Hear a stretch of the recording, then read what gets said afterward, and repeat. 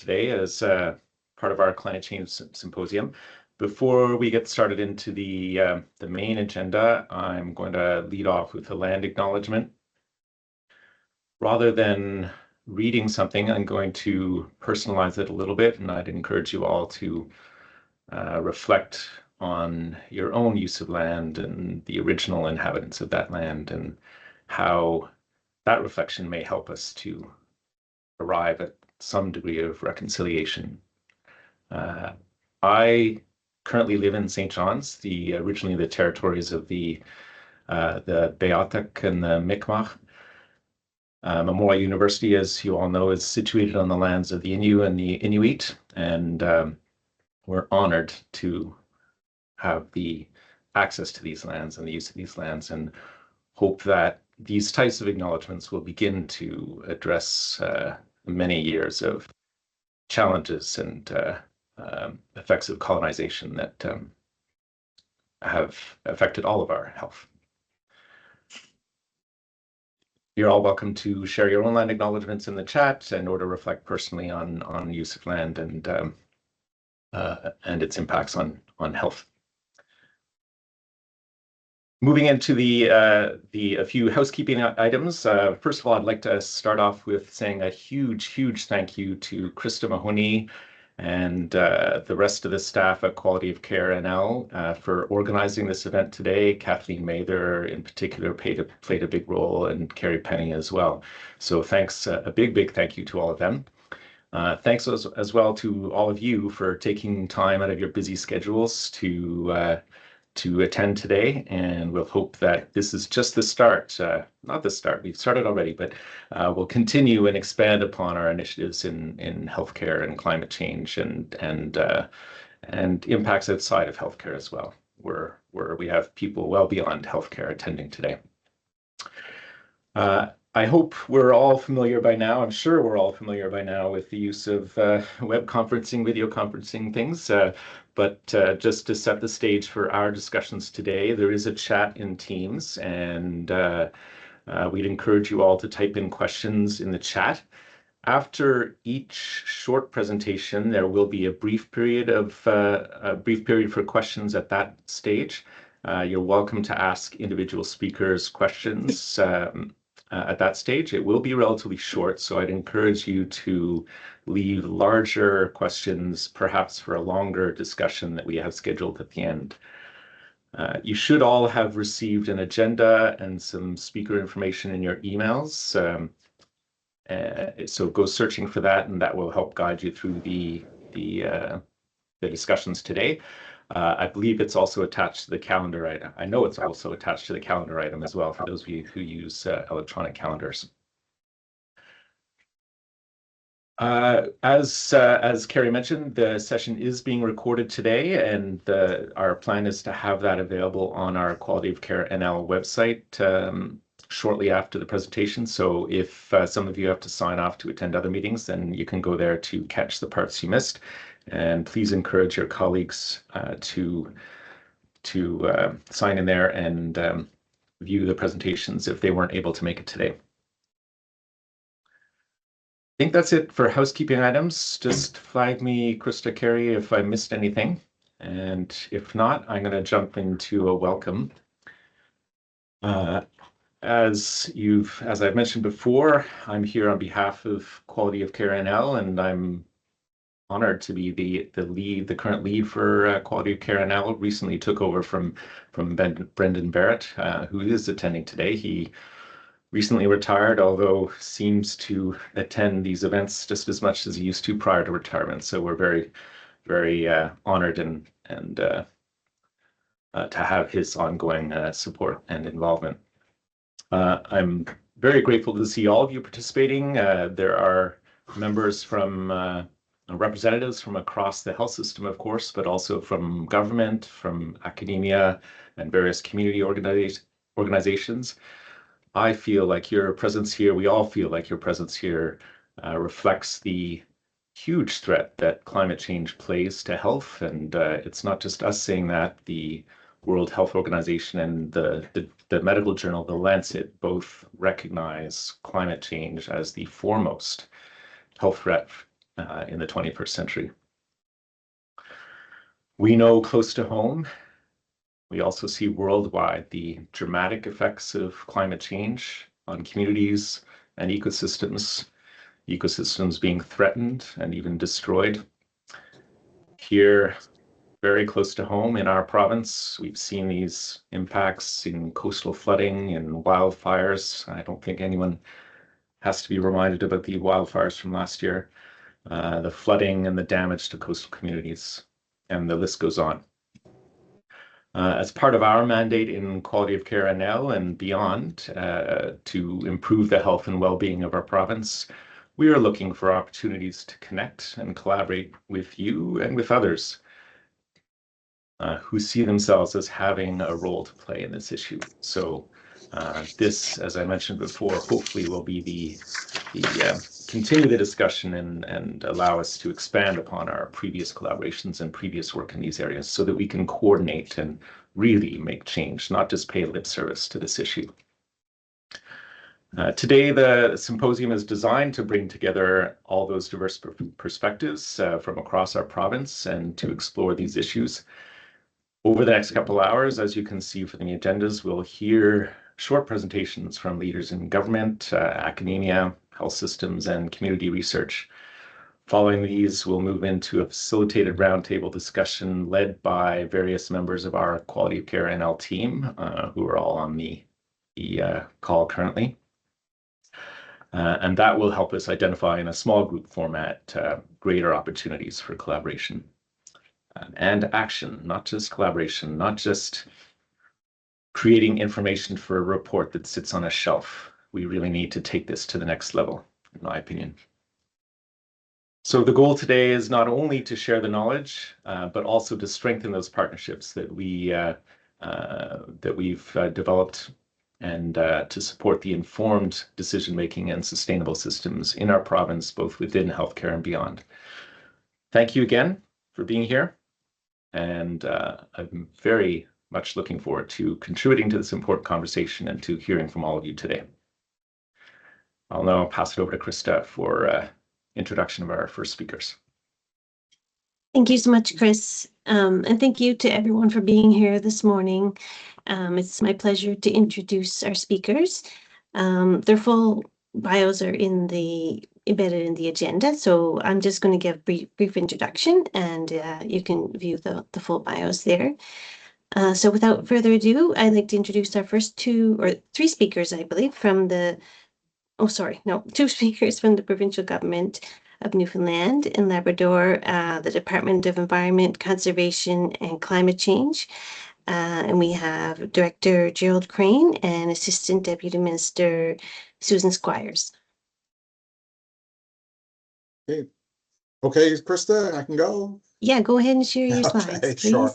So I'll walk through a short presentation deck. Susan is here as well, and either one of us can answer questions at the end and throughout the morning. You can see my screen now, my presentation deck. It's always an adventure when I do this.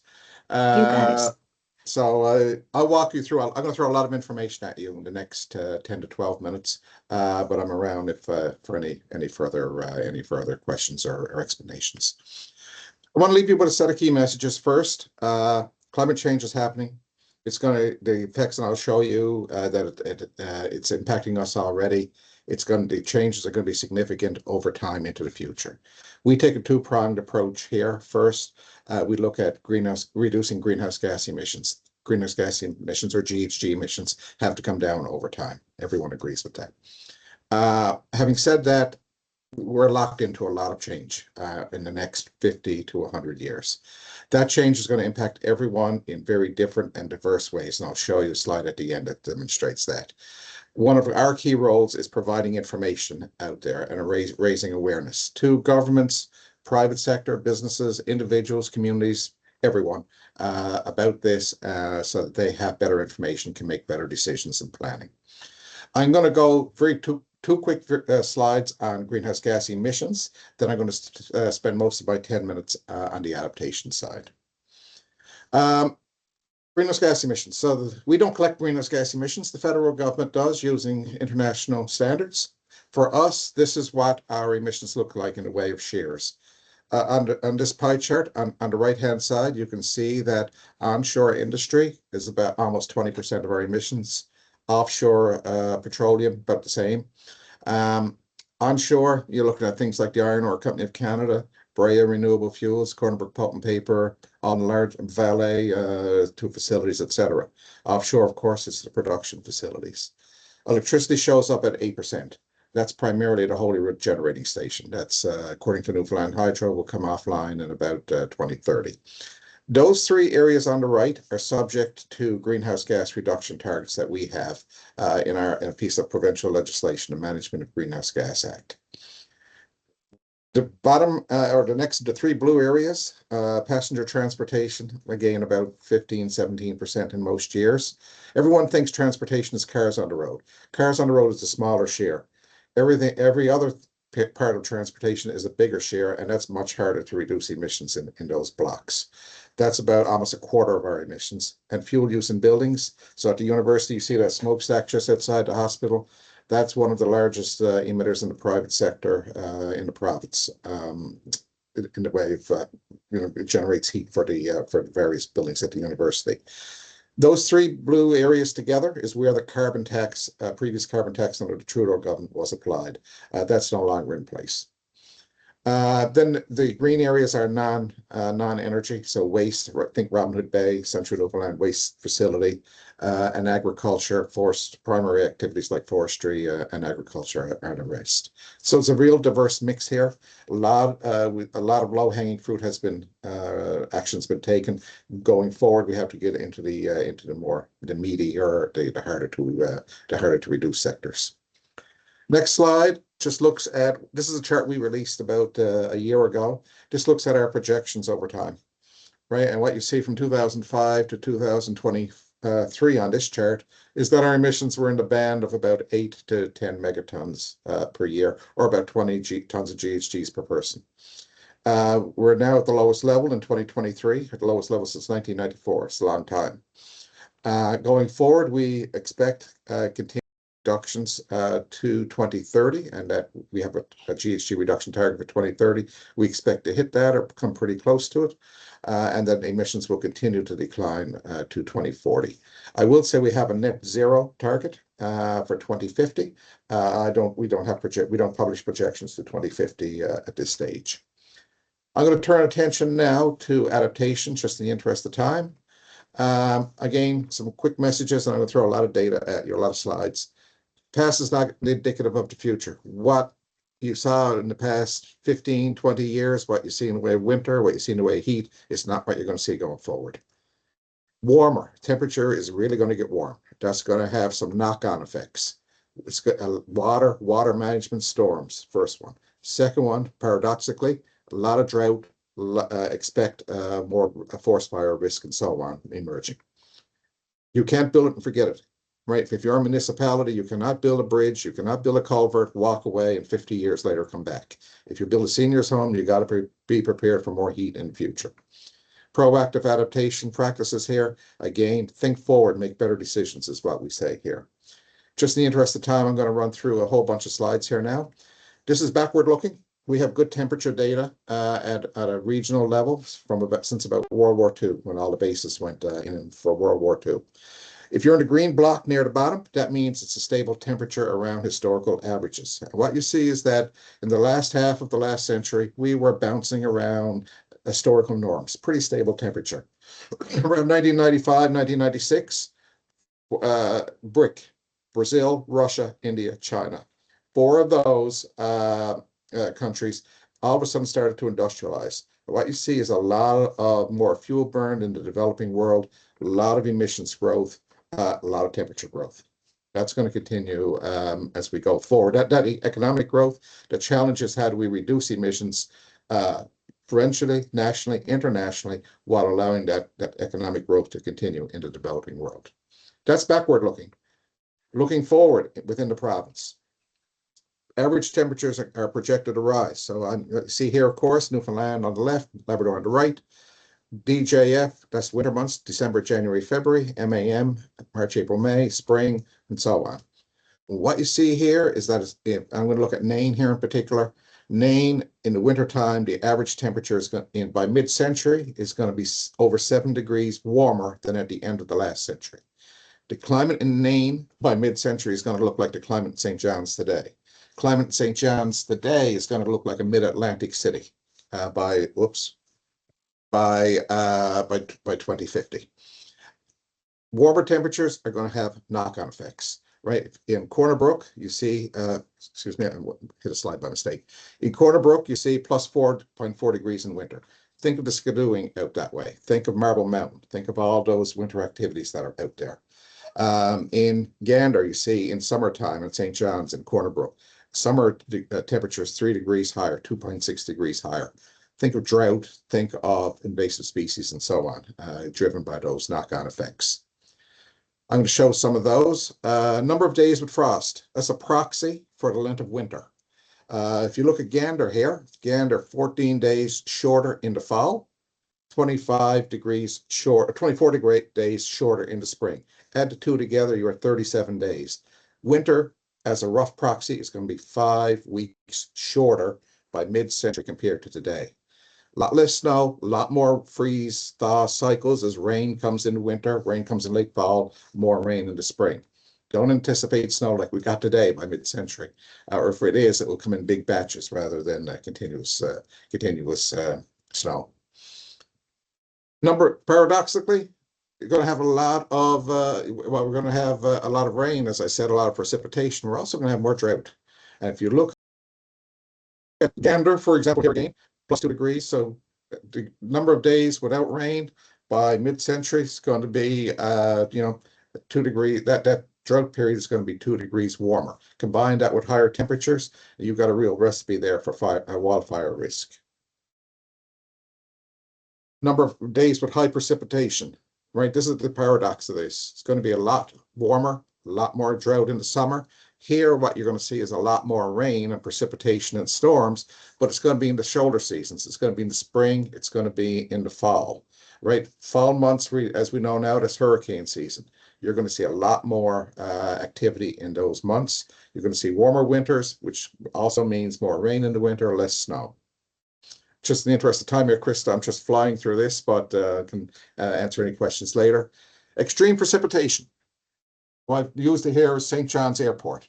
What you see here on the top is 24 hours. So this is one full day.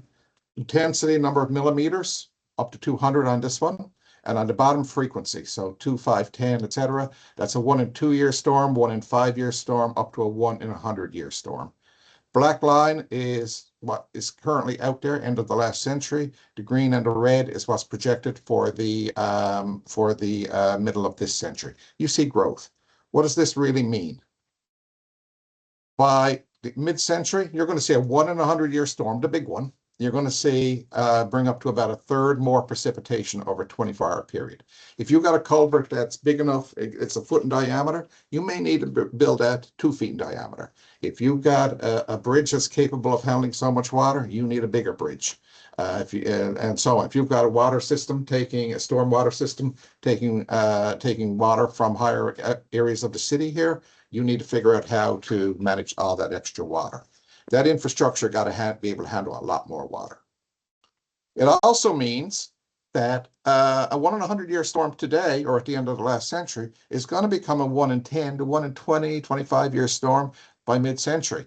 So not only are you dealing with that big storm, you're dealing with that big storm a lot more frequently, right? So you have to be able to handle bigger events on a much more frequent basis. A lot of infrastructure, as we know, at the municipal level, in healthcare, everywhere else, it's built 5, 10, 20, 50 years ago, and it wasn't built for the climate of today or nor the climate of the future. 2 last slides. Sea level rise. This is the sleeper, right? The big storm we know you can react to. It comes down. Yes, there's damage. We can deal with that over the course of 1, 2, 3, 5 years. A lot of displacement, not making light of that, but sea level rise is permanent, right? And when that comes up, that ain't going back down. By mid-century, you're going to see upwards of a 0.5 meter growth in sea level rise from the end of last century, about 18 inches plus or minus. By the end of the century, and houses built today, municipal buildings built today, public private sector, commercial buildings built today, they're going to be there in the year 2100. You're looking at about a meter more, 1.2 meter sea level rise there. Throw storm surge on top of that, you're up to about 1.4, 1.5 meters. Think around the coastal areas. Think of where all frontline services that government offers. Think where people live. Everyone wants to be near the coast. That coastline is moving, and it's going to be moving in a hurry due to sea level rise, coastal erosion, sea surges, and all those activities. In the interest of time, I'll just put up this last slide, and if there's any questions, I can answer them. I talked about what was on the left, talked a little bit about what's in the center. I didn't talk a whole lot about what's on the right, which is really how this is going to manifest itself to all stakeholders out there in society. Krista, with that, in the interest of time, I'll stop, and Susan and I can answer any quick questions before we move on. Okay, that's great. Thank you, Gerald. I know we gave you a big task to cover in a few minutes, and there's a lot of excellent information there. If anyone wants to raise their hand, we have a couple minutes for questions. We're also going to have a larger discussion at the end, so feel free to pop questions in the chat or raise your hand if you wanted to ask something now. Oh, Ty? Thank you very much.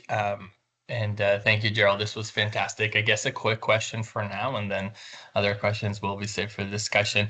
Do you have an idea of the distance for those flood projections or the sea level rise projections? Like how far from the coast? Yeah, it's a good question. It depends, and it depends on the topography. So if you are in a shallow area with a long, you look at vertical displacement, right? If you're in a shallow area, it can go a long way in. If you are in an area with steep cliffs or high levels, then you're looking at, like Daniels Harbor a few years ago, you may be looking at some erosion underneath. But the answer is it depends. But either way, infrastructure is built there. Roads are built near the coast. Electricity lines go near the coast, right? In a lot of cases, fire halls are near the coast. Bridges are there. In a lot of cases, the ambulance, the excavator is on the wrong side of the bridge, right? And these are things that people have to prepare for as they move forward. It's not by the way, it's not an easy question for society. If you're living there, you've invested in a property there, you've invested in a business there, you've invested in a church or a fire hall or whatever. It's hard to go out there and say, yeah, that's no longer going to be there in 50 years. Yeah. I was just going to add to that our water resource team here does a lot of flood risk mapping for communities, and we've always included climate change sensitivity. So we added 30%. What if all of a sudden this storm was 30% bigger? And we've done that for a very long time. They are looking at storm surge as it relates to flooding, and some of their modeling is becoming more and more sophisticated. So there's a fair number of communities now where we have flood risk maps, and some of them do consider coastal impacts, and we're adding more every year. So if there's a particular community that you're thinking about or a particular piece of health infrastructure, certainly reach out and we can direct you to like the best we've got on that as well. Yeah, and I'll put in the chat a webinar that group did a few weeks ago, so you can have a look there at some of the work that they do with wave heights. I'll do that in a couple of minutes. Robert, did you have a question? Yeah, just a quick one, Gerald. A quote that you said within the first couple slides is you can't build it and forget it. I'm just curious of any sort of new structures or buildings or facilities when they're put up and permits are being rewarded. Is there an environmental consultation that goes into that process? So I'll defer on that one to you because that's more your area. We have, some people have taken this very seriously, and they've looked at building certifications and different things that would take in some of this. Certainly the permitting helps. We would direct people on everything from how close they are to a floodplain and whatnot. So yes, that does play a role. But there's not one stop shop. And what I mean by that is, municipalities have a lot of autonomy over what they can place where according to their land use plan and whatnot. And that has to be some of that, we're trying to get this message out. We're doing more all the time. Gerald and his team is just cluing up a cost benefit tool, for example, so municipalities can work with that and say, you know, what is the risk of putting things here? Or what is the risk of building back this piece of infrastructure here that's maybe gets flooded out more frequently than it did? So we're always trying to pump out new tools and guidelines and various things people can do to help consider this. But Gerald's right, you know, a simple culvert, let alone a hospital, the idea that the impacts from a weather perspective on those pieces of infrastructure are the same 25 years ago that they will be in the next 25 years are just that, like, that's just not real. So people need to be, you know, we've talked, Gerald and I've talked to the Professional Engineers Association, for example, like, you know, we all like to build based on historical data and historical norms, and that's very common. Like, that approach is just getting harder and harder to do. So people really need to build in conservative estimates and build in, give themselves room, you know, if something has a setback or something is a culvert size, again, a simple example of a certain amount, maybe you need to go a bit bigger. And that's hard to do, I get, because it comes with cost implications, but there's cost implications of it flooding out and having to replace it as well. So there's that, like that new tool I referenced, we'll hopefully be releasing that just in the next month. So that'll be another thing that people can consider and use. Thank you. Thank you. Okay, we can take one quick question. Barry, did you want to pipe up and we'll just have to move on then to the next speaker. I think you're muted, Barry. Can you hear me now? Yep. Okay. Has to do with rainfall predictions for Labrador, particularly the Churchill River Basin, where we have 2 and potentially 3 large hydro developments there. In the event, what's the prediction for increased rainfall for that basin? And have you done any work on what that translates to in terms of increased power generation as a result? So Susan, has Ascene released the updated maps for Goose Bay yet? I'll provide a link if they have been, but there is a lot of work being done in the Goose Bay area. I'm not sure what's been publicly released in the past 6 months, but I think it should have been. Yeah, we can provide what's there, and there's certainly some flood risk mapping. I mean, that Churchill Falls River has a very sophisticated flood system. So you might be aware, as it relates to most often ice jams that back up that river. So it's a very watched part of this province for a lot of reasons as it relates to flooding. So we've got a number of tools there, and on our website, there's data on different communities on how precipitation will change. We can share that as well. As for the energy generation piece, they may have looked at that. That maybe is a better question for hydro as to whether they've considered that. But as Gerald's pointed out, you know, what we're projecting and what we're seeing is, if you look at the year as a total, we may be close on total amounts of rain over time similarly, but we're not getting it in the same pattern. We're getting big storms, and then we're getting longer periods of no rain. So that's where we get the floods, drought. And I mean, we've even seen this here in St. John's with our winter. We, you know, instead of 10 centimeters every few days, we're getting 50, nothing rain, 50, nothing rain. You know, it's a different weather pattern. So you got to look at both the totals as well as the pattern. So whether I can't speak to impacts on the energy piece there, but I'm sure they're watching it as much as other people, everyone else with big pieces of infrastructure are watching it. Yeah, just 30 seconds on that one. The main thing, if you're a large scale hydro company, you've got to be able to meet peak demand in winter. So if you are getting less rain or different patterns of rain, you've got to make sure you still have enough water in the reservoir come February, come January to meet peak demand. So it's not a case more water, more electricity. It may mean different different patterns of precipitation, same amount of electricity, maybe more electricity. That's something that hydro would have to answer. They're the ones with the engineering expertise for that. I didn't mean for you to get into quite as much detail as that, but I was just thinking, if there's more rainfall during 1 year in 2050 than there is today, then the likelihood of there being increased generation one way or the other will happen. And I was just wondering if you had a short answer as, yes, that's what's going to happen. That's a more complicated question. There's no short answer to that one. Okay, thank you. Yeah.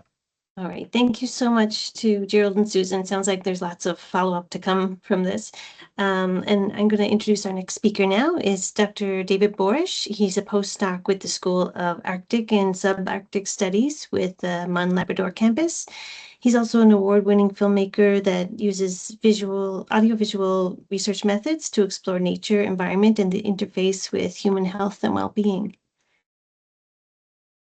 And go ahead and share your slides. Oh, there we are. All right. Great. Yeah, thank you very much. Can you hear me okay? Yeah, perfect. Okay, great. Yeah, hi everyone. Yeah, thank you very much for having me. Yeah, my name is David Borish. Yeah, a postdoc at Memorial University. I also run a company that's focused on using multimedia and research to explore different challenges relating to environmental change, well-being, social changes around different parts of Canada. And today, going to be talking briefly about a project called IWELL, so Inuit Wellbeing and Learning from the Land, that is specific to the Nunatsiavut region. And just want to briefly say that there's many other people that are part of this work as well, so just speaking on their behalf. So this project really sits at the intersection of a few different kind of fields of work. It's primarily a research project, but it's also working to support youth education in Nunatsiavut, trying to explore different aspects of culture, well-being, intergenerational knowledge sharing, stewardship of land and animals, and the kind of overarching pieces, the impacts related to climate change as well. So lots of intersections. And just for some brief context about Nunatsiavut and some of the things and relationships that have been there for a very, very long time. So Inuit have relied on lands, waters, wildlife for a sense of culture and well-being for many generations. This is through not just hunting and fishing, but just being out on the land. And through these connections, there are many other tangible and intangible dimensions that influence their well-being. So it's a huge part of passing on place-based information, cultural understandings, social ties, family ties, is just being out on the land. But in more recent years and decades, there have been a variety of challenges that are inhibiting people from getting out on the land in the ways that they have in the past. These are both societal changes, but a massive one is of course climate change and how it is disrupting aspects of the land, from ice and snow, and providing a real challenge for people to get out. And we see this as, from a research standpoint, a big urgency to try to better understand these interconnections of changes to the land and what that's meaning, especially for a younger generation who is trying to learn more about the land and culture, but not having the same kind of access and experiences as an older generation.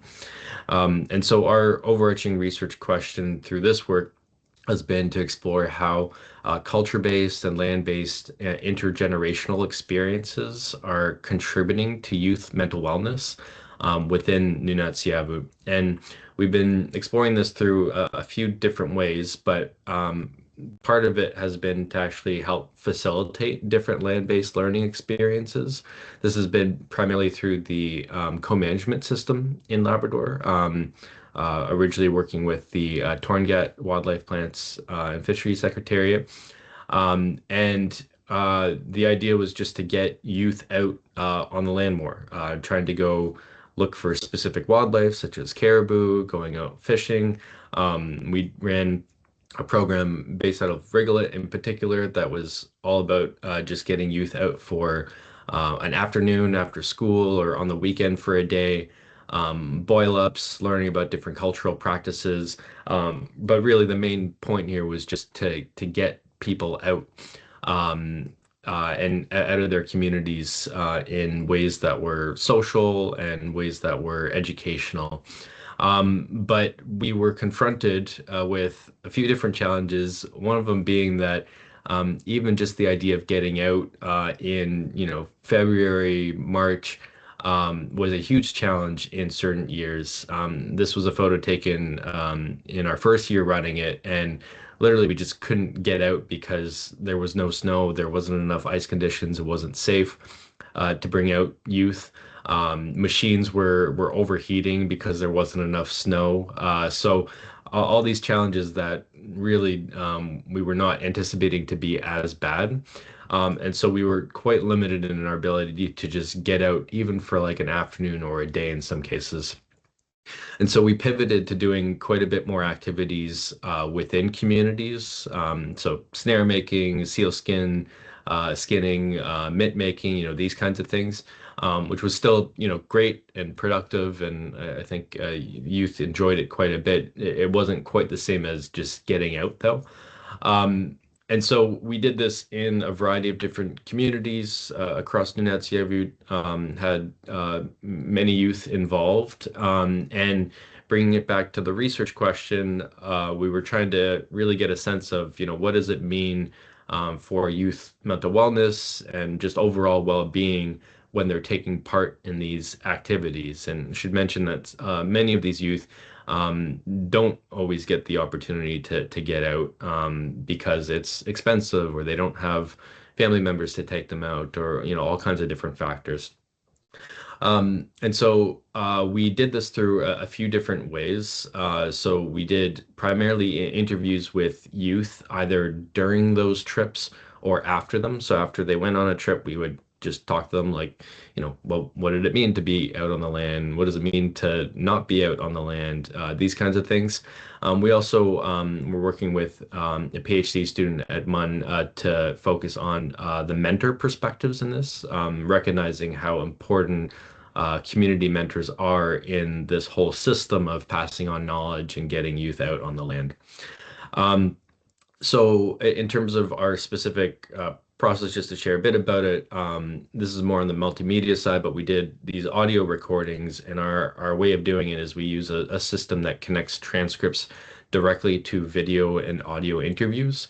And so we're able to essentially listen, read, and watch in some cases all at the same time, which we feel gives a bit more of a holistic perspective on the data that's been collected. And then we're able to code and tag that information to build into different themes.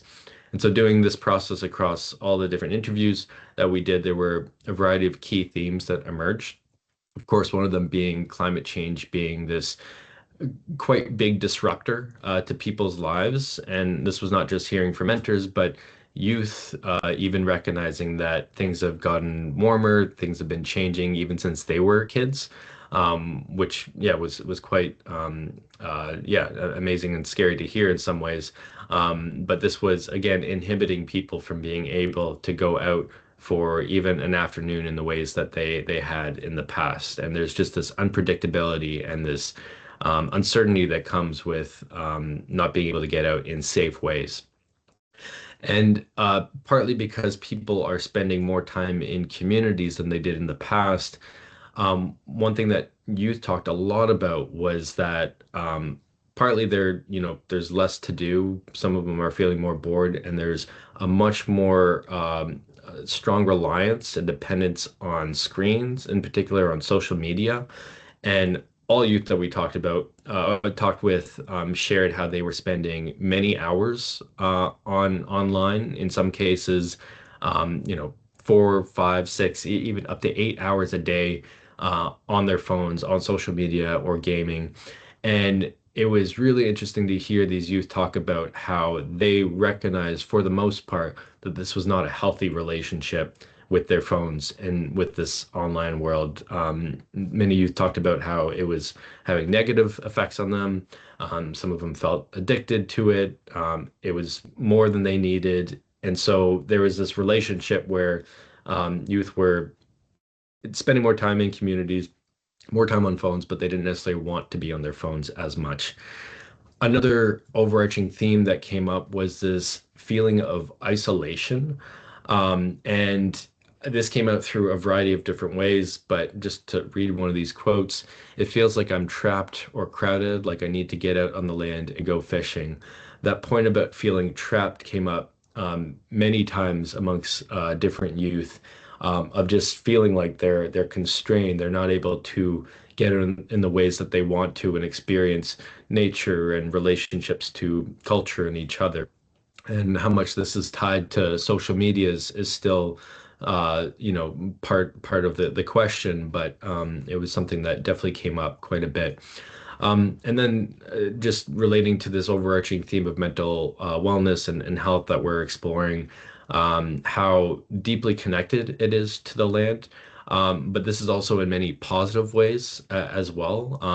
The youth that were on those trips or had just been on those trips that we were talking about expressed the kind of joy and positivity and healing that can come from getting out, not being on their phones, not being connected, just being on the land, learning different cultural activities. And it came out in other types of emotions as well. This feeling of being able to explore your own curiosity on the land, being able to learn a bit more about behaviors and skills like patience. So lots of different positive feelings of being out, and then more so the negative feelings of not being able to get out in the same ways. So in terms of what we're working on now, on the research side, we're working towards research outputs, written outputs, but we see an opportunity to support youth with educational resources as well. And so we're working with the Nunatsi government right now on a youth created online learning experience that is building on some of our previous work that we've done with Inuit in different parts of the North, focused on Inuit relationships with polar bears. But essentially, we designed a whole online learning platform that brings in video and learning activities so that youth will hopefully be able to learn a bit more about what other youth are talking about in terms of their relationships to the land and culture and mental health challenges. Of course, we're recognizing that this is still an online experience, so the overarching goal will be to help support and encourage youth to get out and experience things on the land, or at least within their communities outside. But this is one of the outputs that we're working towards to support youth themselves.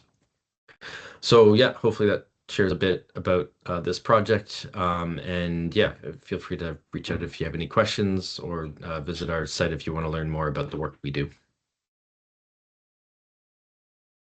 Thank you so much, David. That was an excellent presentation. It's beautiful imagery and a lot of thought-provoking comments from the youth. Did anyone have any questions for David? I see some, Ty, you go ahead. No, thank you. Yeah, I think a lot of us are passionate about some of this stuff, both in the chat, what you said. Thank you, David. My one thought is, if somebody says they're bored or they don't have the resources to go out, and then they default to using their phone screen time, how do we tackle, because there was wanting to ban social media, like we were saying, but you want to offer alternatives. You don't want to just remove their coping mechanism. You want to provide, and yeah, I know you commented on making sure, or connecting with others to see what others are doing, but I really struggle from a public health perspective. How do we build a supportive environment so that they have alternatives? And that might not be a 2-minute kind of question, but that's kind of my reflection there. Yeah, it's a really complicated one, and yeah, something that we're just, learning a bit about in this very particular context. But it's clearly a challenge, I think, on a macro level as well, with just youth and people in general. So I definitely don't have like an answer, but I think part of it is just trying to find ways to help facilitate opportunities within communities for people to come together in informal and more formal ways where they're not on their screens. And there's quite a bit of activities happening in different communities, a lot of sport activities, a lot of extracurriculars. But I think part of the challenge, at least in this context, is that there's not as much accessible when it comes to learning about those kind of cultural and land-based skills. And so there's that disconnection, and I guess bringing it back to the mentor piece, like there's, we're obviously I'm an outsider. There's only so much we can do to help facilitate these programs, but the role of local mentors in trying to encourage youth to come out and do these things and get off screens in productive ways is fundamental. But yeah, it's a huge challenge, and I think it's only going to be more challenging moving forward as people are continuing to become increasingly tied to their phones. We're going to take one more question from Tara. Thank you. Yeah, sorry, my camera's not working, but that was a great presentation. I also really love, as an aside, your work on the caribou herd documentary. That was really fantastic. And my uncle was also in it. So yeah, it's a great one. I guess my question is kind of similar. I'm curious to know your perspective as somebody who is, has come in to build these relationships and, has spent time doing that. I'm curious to know what you think the role of like other external organizations, like NGOs or government, might be in terms of supporting this, like these kind of land-based aspects of education and that kind of community empowerment side of things. Yeah, no, thanks for the question, Tara, and glad you watched Herd as well. I think that I'd say there's maybe some kind of role to be played in terms of connecting with other groups that are doing similar kinds of work. Like we're exposed to projects that are happening in different parts of the North, and there's really an emphasis, I think, and a trend of trying to support land-based learning for youth. And with that, there's going to be so many different lessons learned and challenges that can be shared. And so I think the role of kind of external groups and players is in part helping to build those connections to support, groups in Nunatsiavut and elsewhere to do things in the best ways that they can. Obviously, the funding side is a huge part of it as well. Anything that external groups can do to help fund these locally driven initiatives is going to be key. But yeah, I think at the end of it, for it to be long lasting, sustainable, it really does need to come from communities themselves, so, or at least people that have been working in those communities for a long time. Barry, can I ask you to hold your question until the discussion at the end? I'm sorry, I'm trying to make up a little bit of time here. Thank you. Sorry. Okay. Sorry, Beth. Okay, our next speaker is Dr. Angela Carter. She's a professor of political science at Memorial University, as well as an award-winning author and Canada Research Chair in equitable energy governance and public policy. Go ahead and share your slides, Angela. Hello, everybody. Just taking a second here. How is that? Can you see everything? Perfect. All good? Okay. All right. Excellent. I just need to make sure I can see it. It slipped down. All right. So I am really happy to be here with you all. Sorry, the screen disappeared. It wasn't on presenter mode. It was just a slideshow mode. How's this? We can see your speaker notes now. It's in that. Oh, okay. Just give me a second here now. In that strange the loop. Multi-screen struggle, I feel that. Yeah, that's fine. How about this? Does it look okay with what you're seeing right now? I think you stopped sharing, or maybe mine's delayed. Sorry, folks. Apologies for this. So if I do this, how is that for you all? That's fine. Yeah, we can just see the list on the side, which is fine. Yeah, I think that might be the only way to do it. Apologies for that. Okay, so pleasure to be with you all. Thank you for chipping in. If you're seeing anything that's not working, just let me know. So I am delighted to be here. It's such a great group of people I've just met newly at Climate Atlantic, folks I've known and worked with for a long time, and then some new faces too. So it's a pleasure to be here. I wanted to start by acknowledging with respect, I am from the island of Newfoundland, and I respect the diverse histories and cultures of the Beothuk, Mi'kmaq, Innu, and Inuit. But I would say that even more than acknowledging the land, the pitch that I'm making today for you for a just transition to build and implement here in Newfoundland and Labrador, well, it requires much more than that.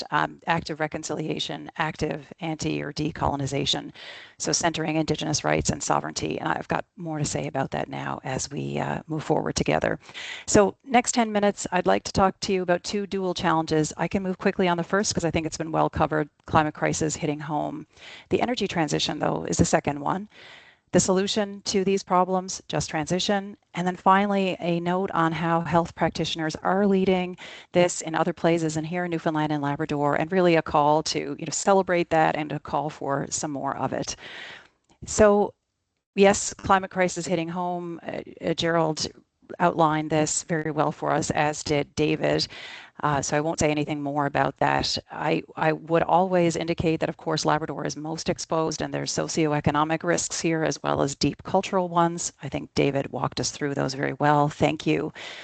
In terms of the climate and health connection, Chris at the outset motioned to the Lancet countdown reports, and I would reiterate the importance of that work, and also that we're having research is very clear about the health consequences of the climate crisis, heating, extreme weather, disease spread, but also the co-benefits of acting on climate for health. And I think that's important to underscore as well. So if we're reducing emissions from the use of oil and gas and coal, it means we're improving air quality. So we're also reducing then the risks of respiratory and cardiovascular diseases. And on and on. There's so many examples of where climate action is also health action as well. But I wanted to add a finer point about the racial justice implications or racial injustice implications of climate crisis and the health impacts that it brings. And there's some very interesting research on this point. What it is finding, documenting very clearly, is that racially minoritized groups, migrants, Indigenous communities are disproportionately bearing the costs in terms of illness and mortality of climate crisis. And this is both within our countries as well as between the global north and the global south. And so an image there that I have for you in the bottom right-hand corner indicating the unequal responsibility for climate breakdown. So where are we getting emissions? Global north, rich world, developed world, however you want to refer to the group of states for, that we're involved with, that we are in Canada. So we've got the responsibility for historical emissions and current emissions falling on those states, whereas the health impacts are being borne by countries in the global south. And so obviously there are many, many issues to unpack here. And I think the authors of this study that I'm referencing here say it really clearly when they indicate, racism kills, climate change kills. These are deeply interconnected issues. All right, so what do we need to do? We know that we have to reduce emissions deeply and quickly, but in order to know how to act, we really have to see clearly what the problem is. And the evidence is crystal clear on this. So that figure that you're seeing there in the right-hand side, the top line is all emissions, the CO2 from 1959 until recent years. And the line below it is fossil fuels and industry that is burning fossil fuels. And so what you're seeing here is that the emissions causing the climate crisis are being driven by fossil fuels. And so to put some numbers on that, oil and gas and coal, that's its extraction and its use, are responsible for 90% of human-caused carbon dioxide and nearly 80% of total greenhouse gas emissions. And these fossil emissions are rising over time. All right, so what this tells us is that the climate crisis is an oil and gas and coal problem. It really helps us see with clarity. This, of course, hits Newfoundland and Labrador hard, right? This is difficult information in Newfoundland and Labrador because we have been told that our oil and gas sector is the only path for an economically stable society that we have. And also that the oil that we produce offshore is somehow low carbon, and therefore it's our responsibility from a climate perspective, if you can believe it, to produce and extract that oil and export it.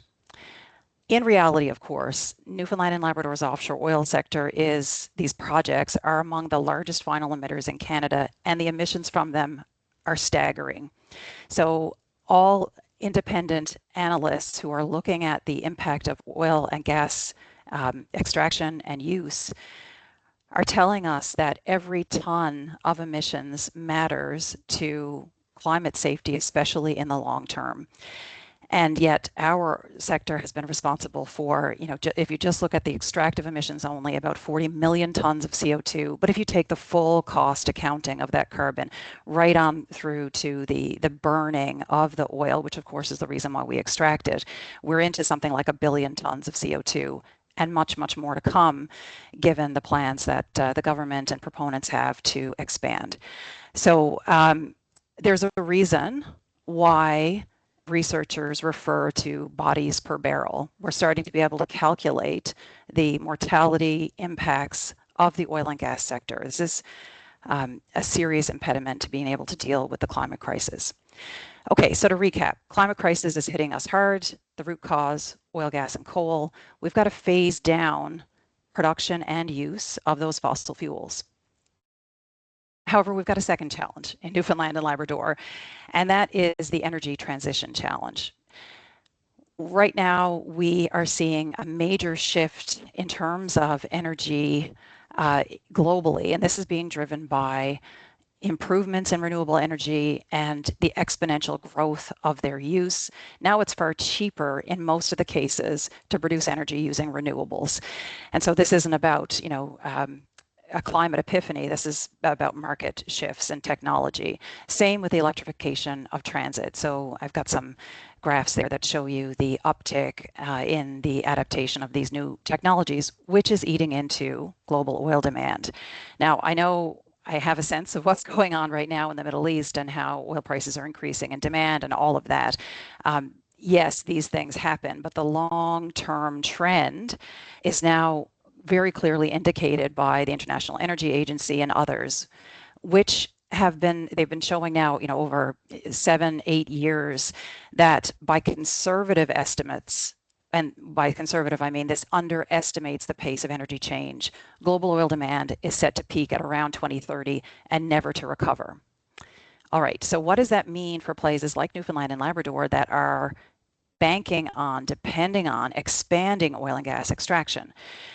Well, a new analysis that just came out this fall is saying, okay, well, all exporters are going to be affected. We know that, but it's the highest cost producers that are going to bear the largest revenue losses. In fact, Newfoundland and Labrador is estimated to have wiped out 80% of its expected revenue from oil in the 1930s, should the energy transition continue as it's expected to, and indeed as we need it to. So the imperative now is to prepare. Right, to prepare for a changing energy landscape. And if we don't, we risk stranding right across our economy. And we've been here before, right? We've been through a COD collapse. We understand what this is like. We shouldn't really need an extra warning. Now, yes, there are some, obviously I'm flagging that there are socioeconomic risks, but there's also huge benefits, of course, to decarbonization and energy transition. It is an extraordinarily jobs-rich opportunity. 2024, already over 60 million jobs globally were in the renewable energy sector, plus all the green jobs from decarbonization associated sectors. And so I've got some examples for you there.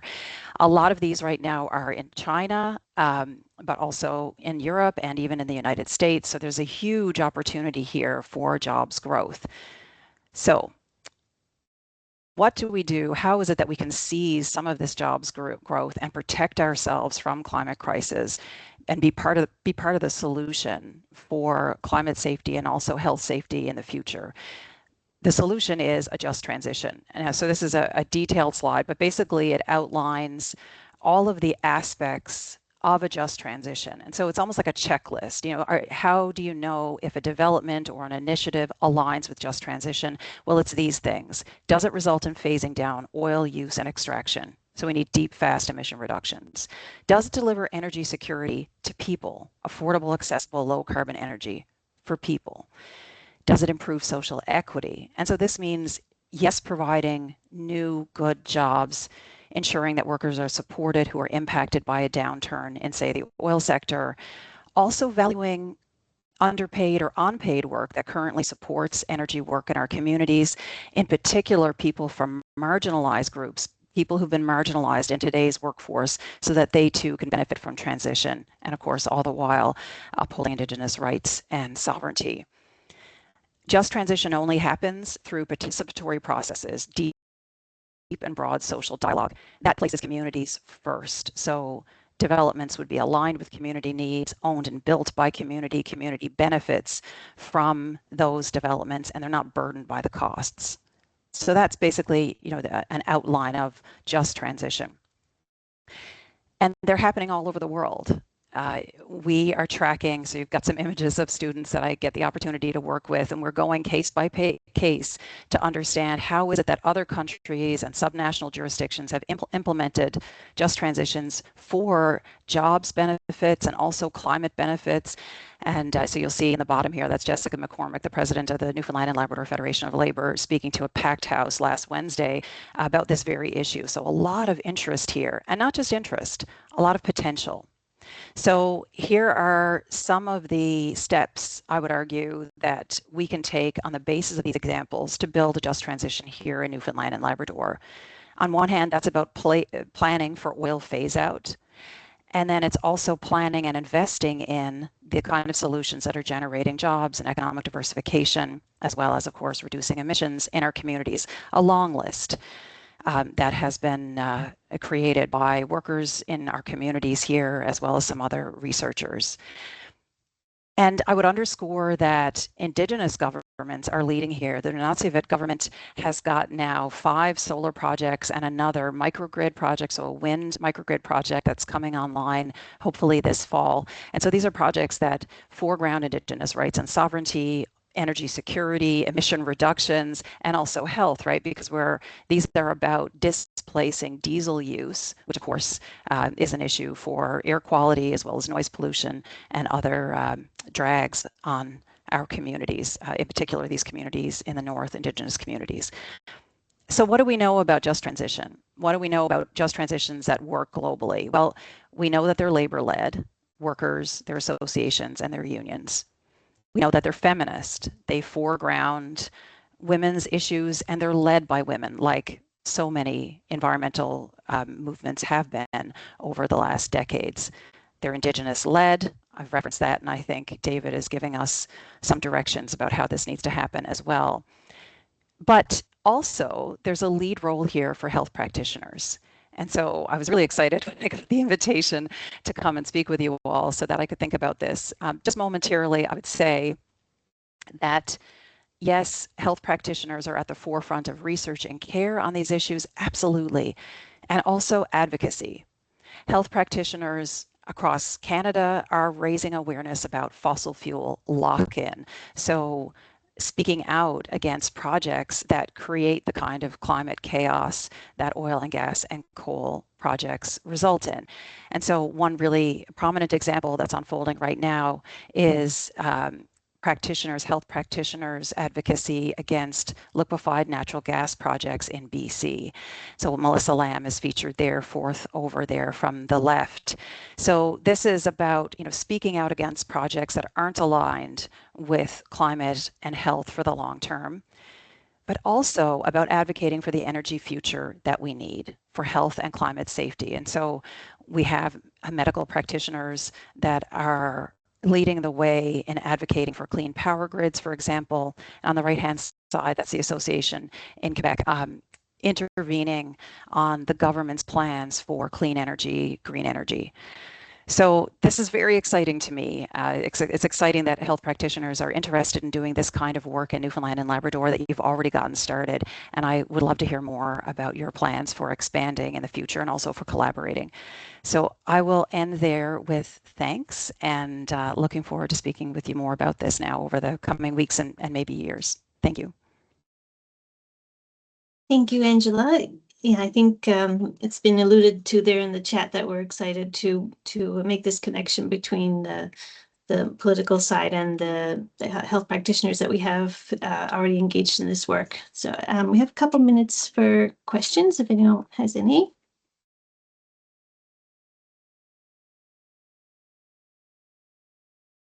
Oh, Itai? Thank you. I figured I would throw in the question I put in the chat. How can we use this oil and gas price surge as a policy window so we can make a business case for energy transition? And like you said, it was like an economical decision, but now I would also argue it's a more reliable decision, so we wouldn't depend on the distribution system for oil. That's a great question. And I love the way you've opened that, actually, because right now, among folks in the oil and gas community in St. John's, there's a lot of excitement about increasing prices, right? As if it's an opportunity. And for an oil producer, exporter, of course, it's a momentary opportunity. However, the longer term impact is really important to watch here. And if we return to what happened after Russia invaded the Ukraine in 2022, same thing, right? Huge surges in prices. And what that did in terms of the European market is it further motivated the shift to renewable energy. Right? Because as prices are higher, this is more and more of a reminder that we've got to get off of oil and gas. Not only is it a climate risk, not only is it a health risk, but also it's really expensive. People are looking for, governments are looking for cheaper, also more reliable, accessible solutions, right? So price surges actually hasten the transition to renewable energy. All right, so that means we might be then benefiting in the short term from high prices, but it does raise questions about then the viability of our sector, the oil and gas sector, for the long term, right? So yeah, great question, great question. Yeah, absolutely. I hope I at least started to answer a piece of it, Itai. Yeah, I think there's much more to discuss and connect about there, and any role that quality care can play in catalyzing that. I think we would love to be involved. Sorry, but we have to move on to our next speaker just in the interest of time. So our next speakers are from NL Health Services. We have Darla King, Keith Parsons, and Joanna King. Darla is the VP of Population Health, Wellbeing, and Provincial Health Systems. Keith is the Provincial Director of Policy and Planning for our health system, and Joanna is a Senior Planning and Project Specialist with NLHS. They've already got their slides up. Thank you so much. All right, good morning, everyone. Yeah, so you can see my slide, just a thumbs up. You've already said so. Thanks so much. Yeah, so I'm Keith Parsons. Thanks for the introduction. Krista, I'm just going to lead off this morning. And Darla and I are going to present, but just to acknowledge Joanna as you have as well, because Joanna has very much been a part of the development of our strategy at Newfoundland and Labrador Health Services, very much led it, I guess. So just kind of give kudos to her, but also shout out to her, because if you have any difficult questions, she's going to be the one to answer them. So there you go. Right, Joanna. So today I'm very excited to walk through how NL Health Services is positioning itself to lead in sustainable, climate resilient healthcare. As many of you likely know, for our health authority, we have developed a provincial environmental sustainability strategy, and it's finally written. We had about a year, it took us about a year to develop it. We finally have it written. Right now, we're not quite in a position to release it, but we hope to very soon. It's moving to our board next month for approval. From there, we'll hopefully be able to release it with an implementation plan in terms of the actions, the goals and the actions that are in there. So we're very excited to get this moving. Today, I'm going to speak very briefly. We only have 10 minutes, so I'm going to speak very briefly about why this work matters to us. I'm going to walk you through the development process very quickly, but really want to place stronger emphasis today on what's actually in the strategy and just outline the priorities and what's actually in the priorities there. So hoping to get into that just a little bit more today. So in terms of the case for action is outlined in the first three presentations that we saw today. We know that climate change is the biggest health threat of the 21st century. And a couple of slides that Angela had in her presentation very much illustrated that in terms of where we are and the pressure that's on our health as a result of climate change. So climate change is already affecting the health of people in our province, and the impacts will intensify over time. We're seeing more frequent severe weather and infrastructure disruptions, challenges to food and water security, increasing mental and physical health risks. At the same time, healthcare is a significant contributor to emissions. To protect the health and well-being of our communities, we need a coordinated approach that prepares our system, reduces our environmental footprint, and strengthens resilience across all programs and services.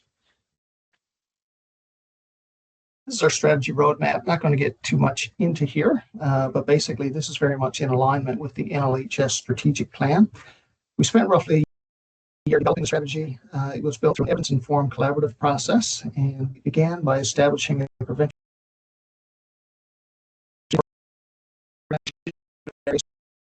departments and geographical areas. I think we have 3 or 4 of our committee members on today. Itai is here, of course, and I think Sandra Evans and Nick George are here as well. They were all part of our steering committee and very influential in developing what went into it. We conducted jurisdictional environmental scans with the help of Pablo's team. I think Pablo's here as well, to help us understand our current state and best practice evidence. We followed through on an extensive engagement plan. And our engagement partners and staff really helped identify the priorities and what's in our priorities. We held a visioning session, which was really where we built the foundation of our strategy. And with all the information collected, we developed the strategy. So right now, we're at the stage of finalizing our organizational readiness. So getting our governance and operational structures solidified. From there, we plan to release the strategy. And of course, then the real work begins in terms of us developing our implementation plan. Getting that moving, and then of course we will endeavor to monitor and evaluate as we go. So very excited to get to these stages. Just to say overall, I mean, our approach was very structured with an aim to embed sustainability right across the organization, which for us, we are the only health authority in Newfoundland, so it's a provincial strategy which spans our whole province. So now we get to what's in the strategy. Strategy was very much built around a clear vision, and it was an audacious vision. Basically, it speaks to us wanting to become a Canadian leader in climate health resilient and low carbon healthcare. So we're going to throw it out there. We kind of want to drop the mic and see if we can make our mark in Canada. Our mission emphasizes leadership, engagement, and partnerships as we integrate sustainable practices into everyday operations. And we've identified 5 priority areas that collectively guide how we respond to climate impacts, strengthen resiliency, and reduce emissions. These priorities span from culture and communication to governance, health impacts, operational action, which together create a comprehensive roadmap for change. So those are our priorities.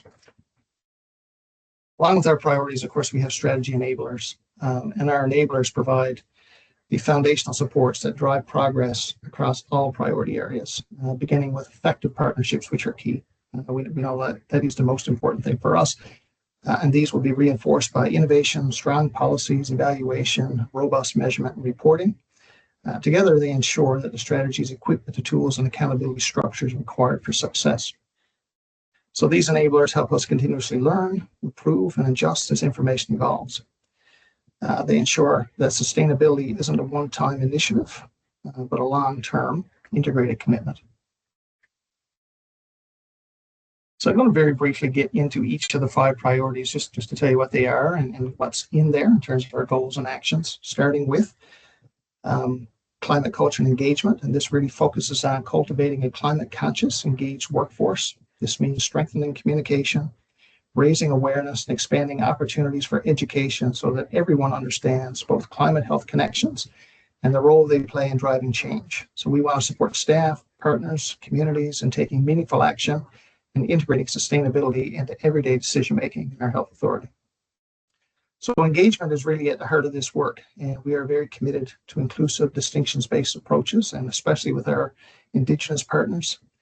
Key commitment in this priority is to seek consistent engagement with our Indigenous partners in ways that works for them and reflect how they choose to participate.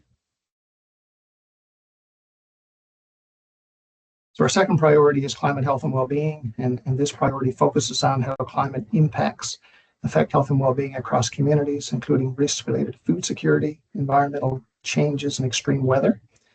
This work involves using available climate tools, best practice guidance, and local knowledge to support communities in becoming more resilient.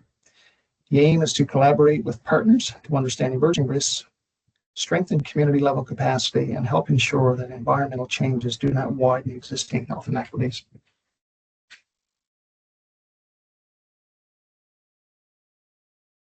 Priority 3 is climate resiliency, which is adaptation. It's about ensuring the healthcare system can anticipate, withstand, and recover from climate-driven events.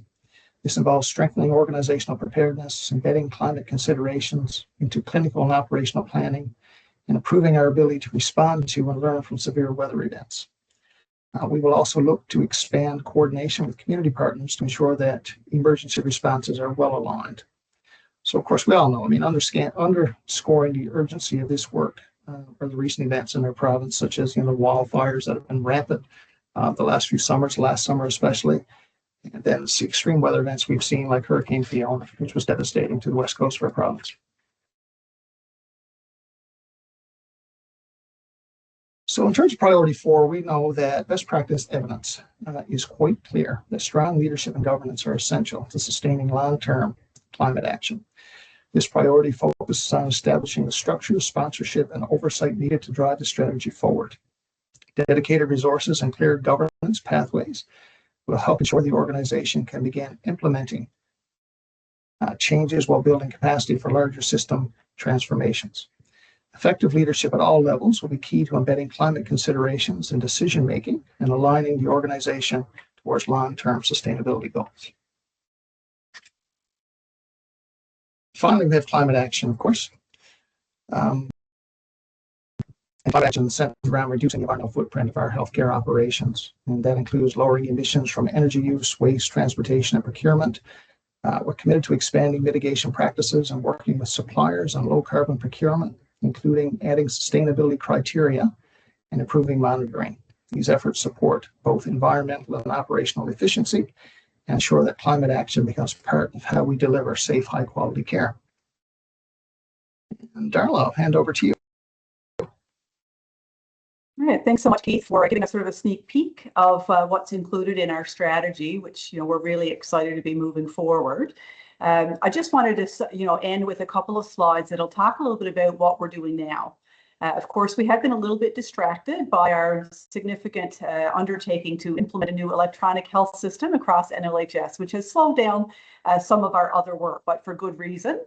But there is still lots happening on this front, and it's clear to me that we have a number of champions in our organization that really have invested their energy and brought this to their work. So I'm really proud, and I think many of you are here as a part of the session today. So some of the things that we're continuing to do is really continue to work with our networks and partnerships and collaborate with others. So we're thrilled to be invited as a part of this collaboration today. So I'm currently sitting on the Canadian Health Leaders Advisory Board with the Pan-Canadian Network, and many other members of the panel here today I know are members of the network. It's a great opportunity for us to see what's happening in other parts of the country and to be a part of Pan-Canadian initiatives. We've just been invited actually to be a knowledge user in a new research study that's being submitted to CIHR for funding. It's a longitudinal study that will look at strategic access and action for Canadian health organizations. So we're really hopeful that that gets funded.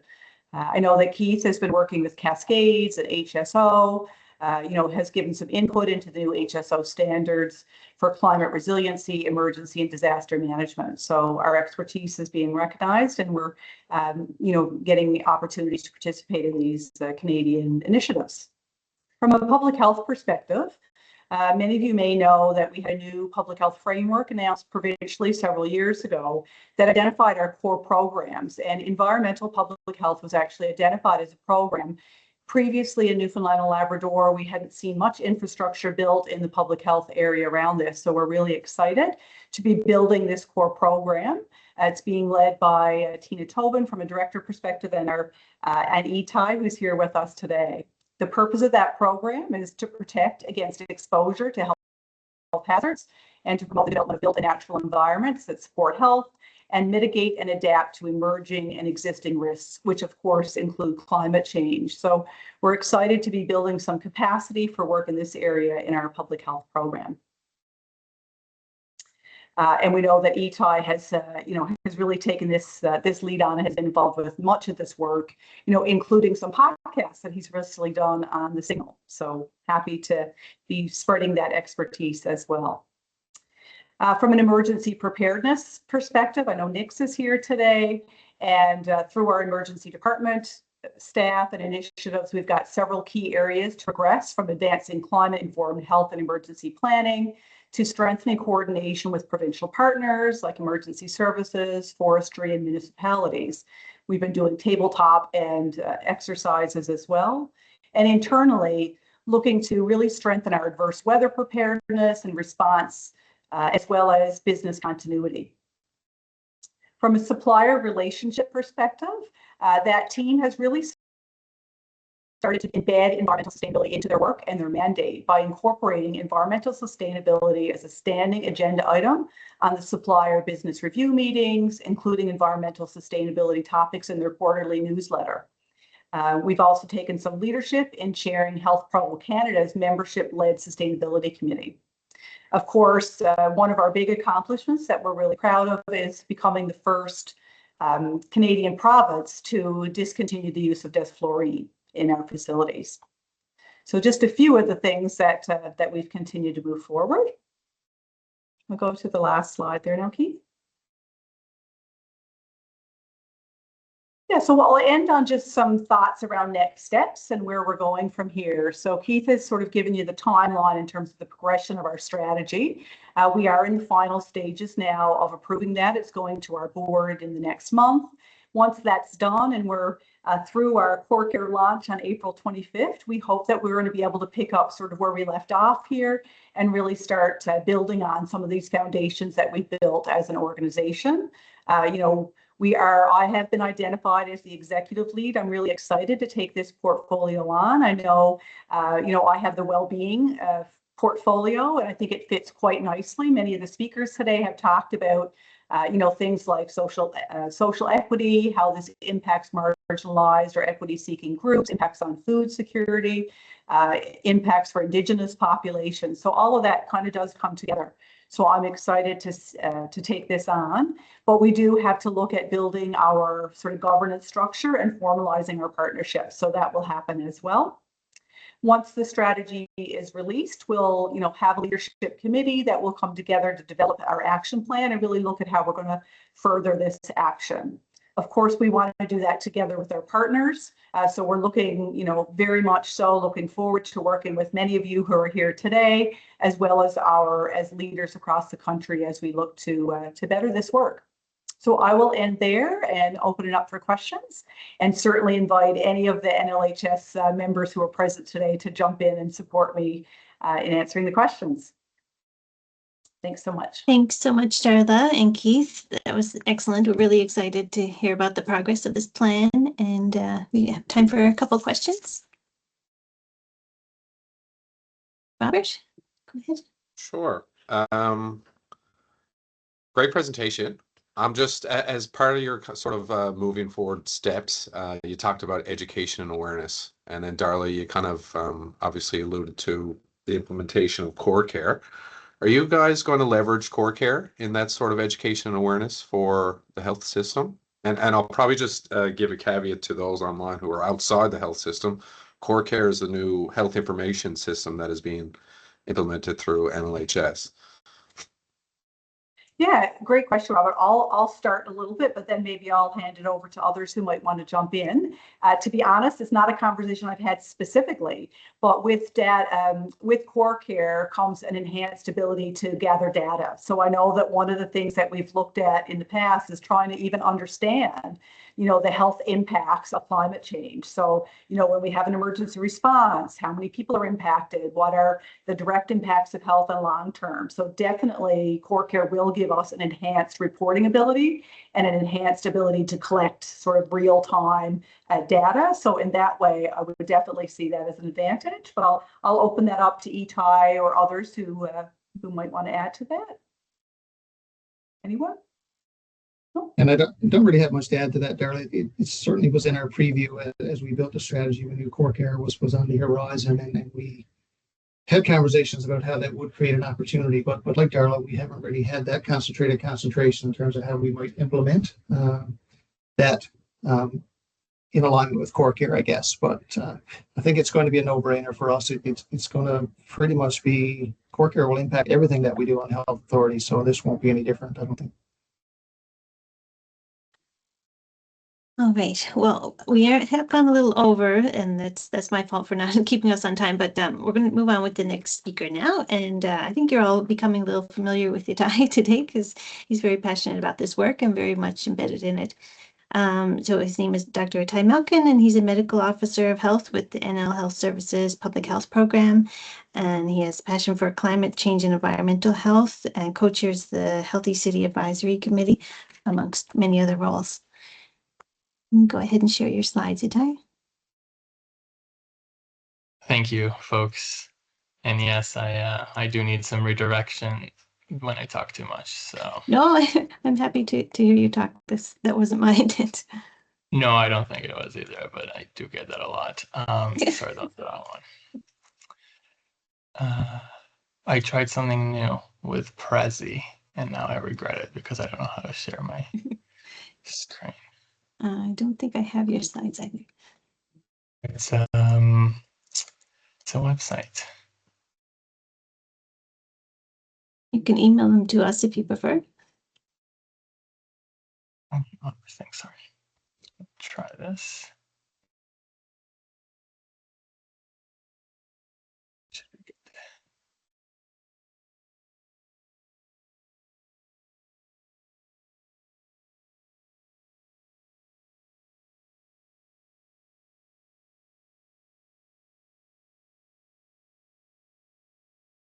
Is that working as planned? Yes. Super. Just pardon the bars on top.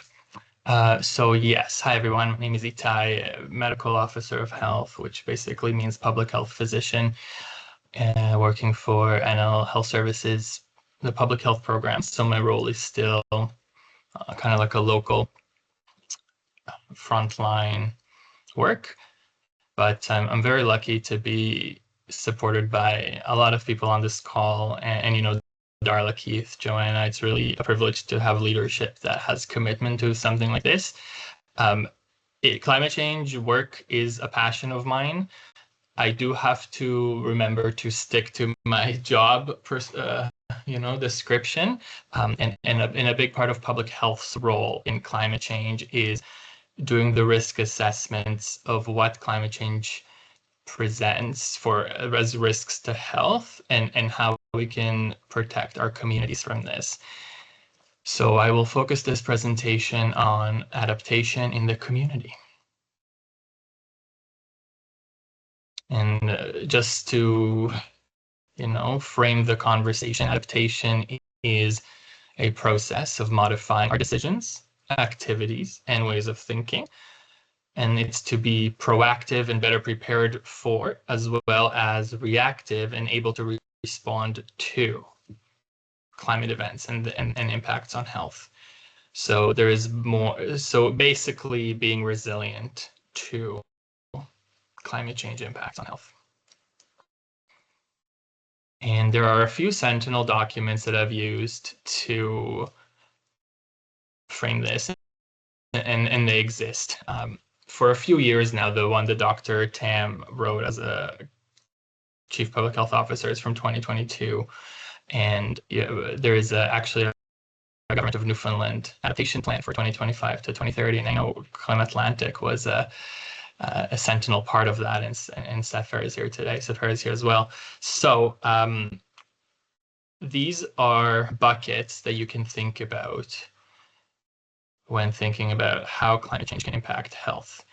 And one way to think about how to become resilient or to adapt to these is kind of doing it by risk-based, or kind of like for each bucket, what do we do? So extreme weather, heat stress, which I would say, you know, cold events still happen in more dramatic ways, so I would put that there as well.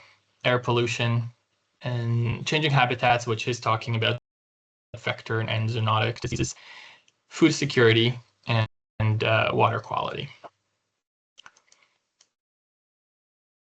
And this is another diagram from the Dr. Thames report. And if you want to think about adaptation actions, you can think about it in this downstream to upstream range. And because it's such a wicked problem, I find that a lot of time it's hard to talk about it, or hard to focus on a specific action. So potentially identifying your professional role and where that would fit on the spectrum is one way to think about this. So if you look at the most downstream responses to climate change adaptation, is recognizing that there will be severe weather events and natural disasters that might result in injury, evacuations, and trauma, like mental health, mental illness, as well as infections. And so you can think about healthcare services and how we adapt to climate change. We can also then look at slightly further upstream, but I would argue that it's not just upstream, it's also talking about a larger number of people, as well as maybe up the policy hierarchy, if you will. But it's also upstream when we talk about upstream determinants of health. So there is many ways to think about this, but the community and the individual level risk is really where public health has a direct role, although I would say that would love to be involved in all kind of the whole spectrum here. And then further up is addressing those social determinants of health and determinants of health that make us more vulnerable to climate change and impacts on health. So this is just a figure, but we're going to go through down some specifics. So the first thing we'll talk about quickly is just overarching strategies to mobilize action, and then we'll talk about specific examples that are based on those risks that we identified. The one strategy to mobilize action is making sure we have, health in a, I guess when we talk about climate change adaptation, we want to make sure we focus on health. At the same time, when we focus on health policy, we want to include climate change in that. So if you want health in all policies, climate change in all policies, and that's like an overarching approach to tackle this. So a couple of items that I wanted to highlight are, drawing on public health expertise to communicate, to mobilize people. And I would say this symposium is a good example of that. So thank you for allowing me to do this. Another point here is cross-disciplinary research priorities, because, as if we're realizing here, it's not going to be a siloed work. It's a whole of society work, and whether it's youth mental health up north, or whether it's industry and the oil energy transition, whether it's the healthcare services, whether it's research and data, we all kind of need to collaborate and make sure that we fill in the gaps or complement each other, because not all of us are going to be able to be experts in everything that's required for this. And a second approach to mobilize action, if you will, can fall under health promotion. So advocacy, which kind of means raising awareness, but also means writing policy or business cases, or doing more research, whatever it is, to make sure that we are identifying those most vulnerable, and we're identifying upstream determinants that make something more vulnerable or someone more vulnerable. The other thing is, this was also mentioned, co-benefits. I think that a really easy way to get buy-in, whether it's political or individual, for a change, is that highlighting that it's not just for the purpose of, you know, protecting others from climate change impacts or reducing greenhouse gases. It's also a financial benefit or a health benefit. And finally, the whole concept of behavioral science, because we are talking about change here. So it's not necessarily bad change, but I think any change requires behavior science considerations. And, you know, another kind of strategies is just the research, the surveillance piece, and collecting data on people, health, and climate. So we have all of those actors here right now, and then putting that together to inform decisions. So now we'll talk about some examples for community adaptation.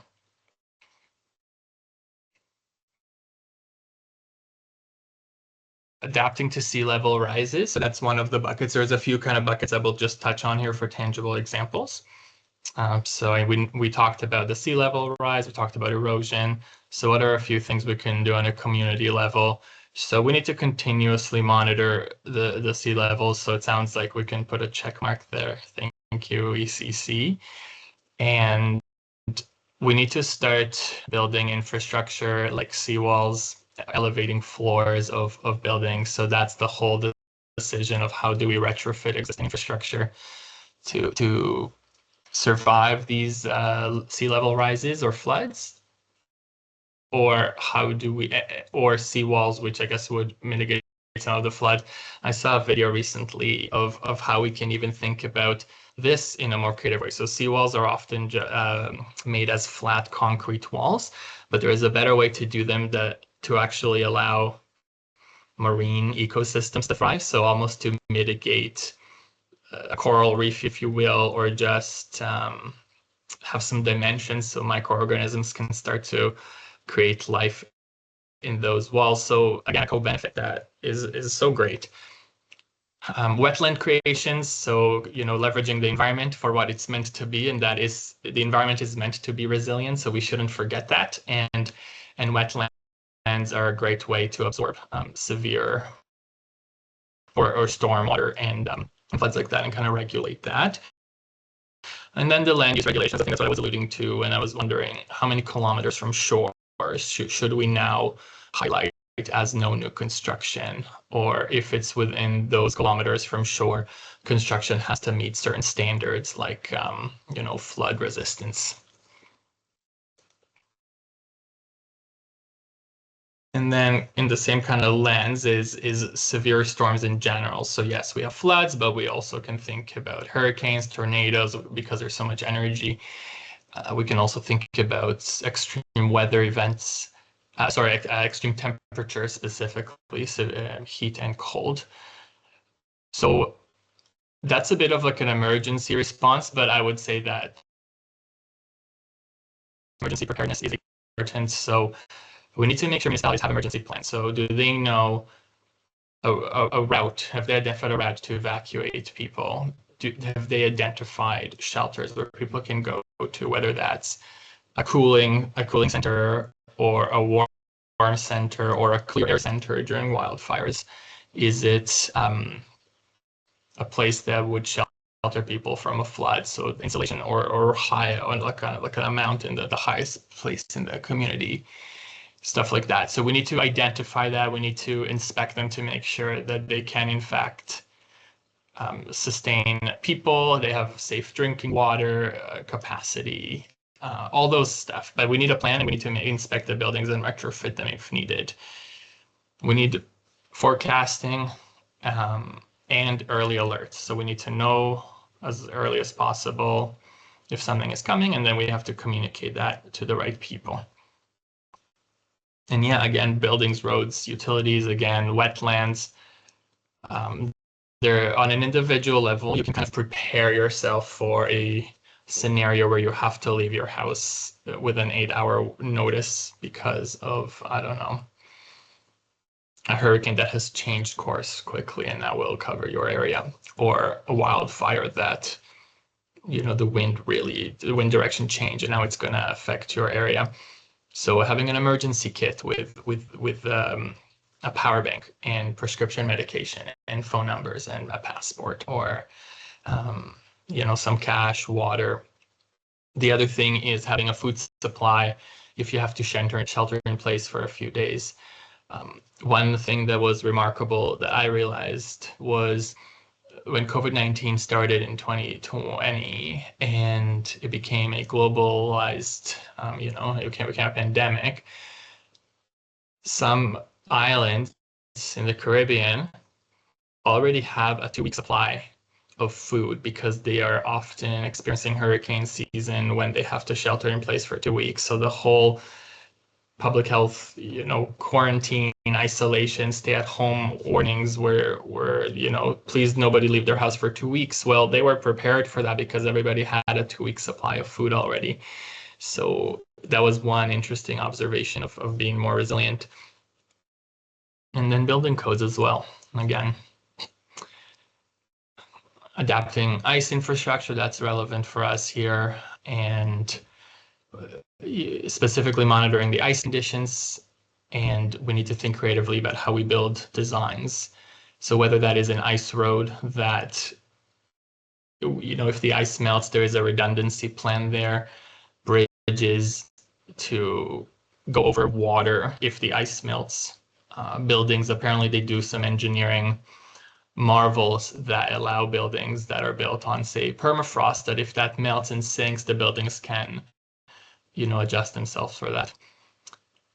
Of course, engaging local and Indigenous communities, traditional knowledge, understanding how they have survived in the past and how do we basically scale it.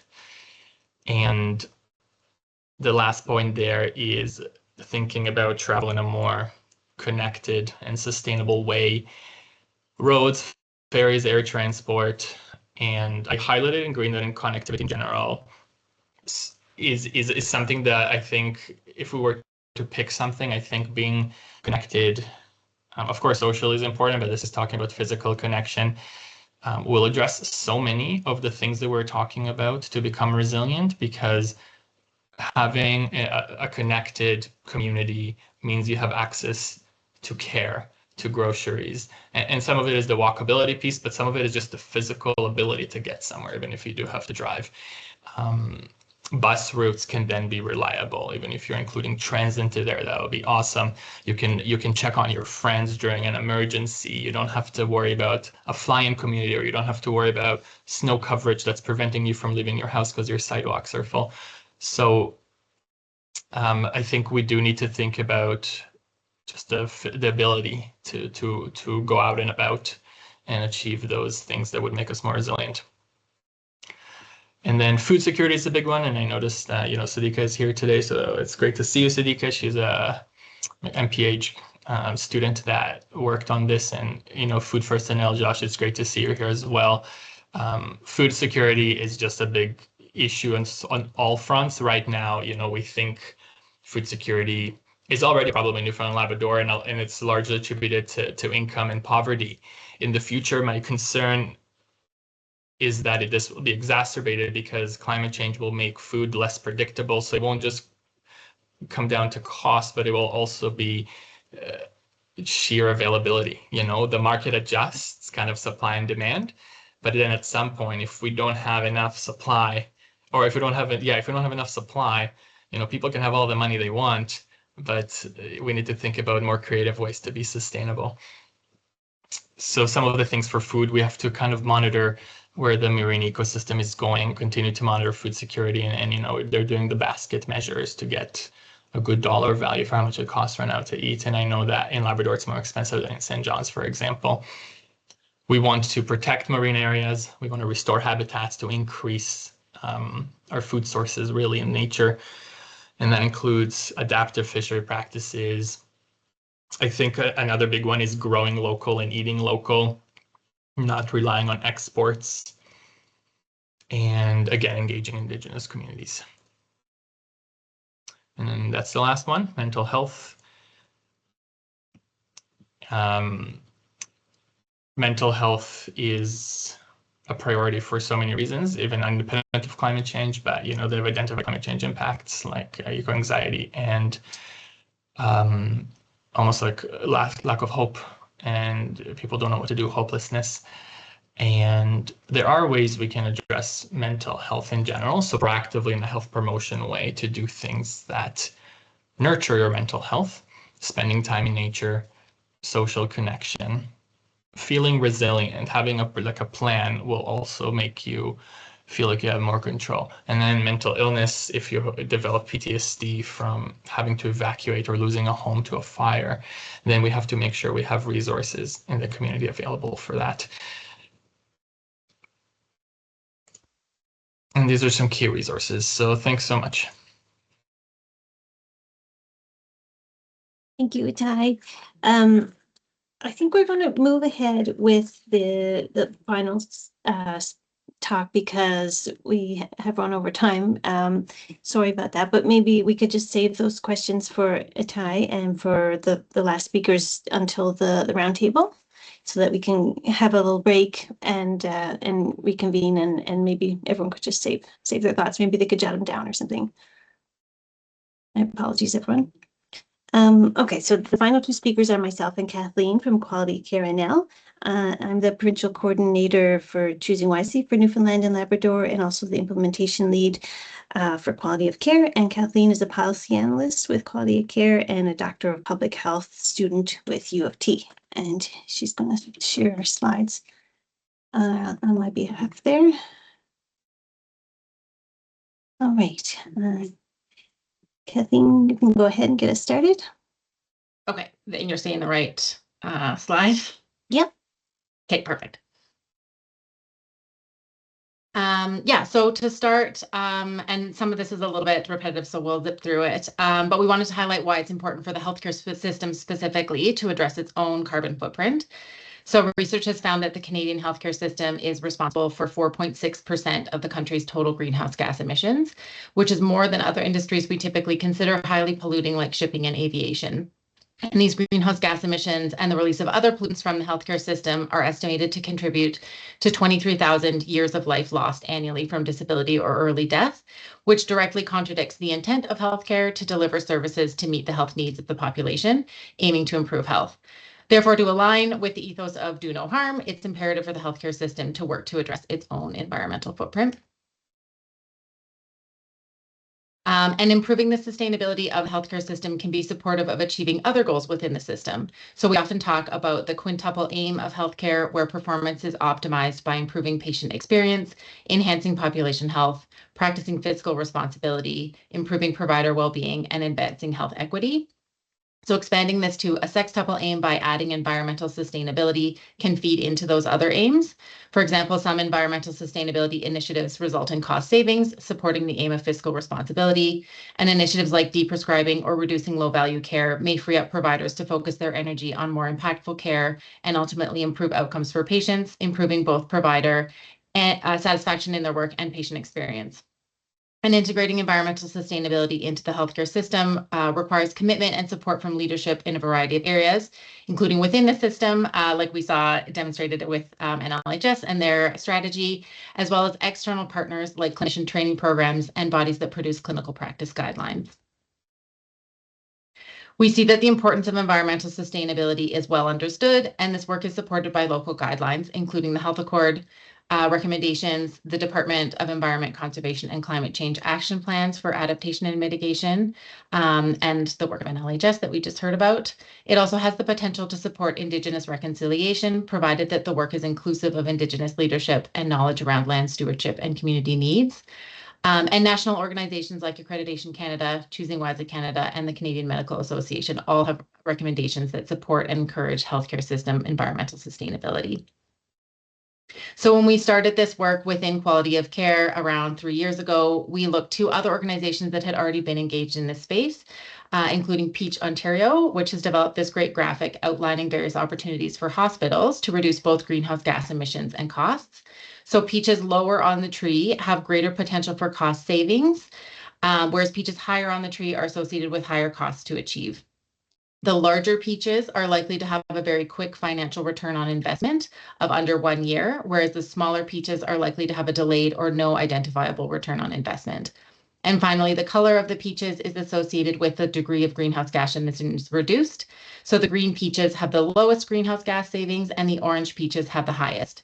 And now I'm going to turn it over to Krista to highlight some of the initiatives in Newfoundland and Labrador that we've been involved in.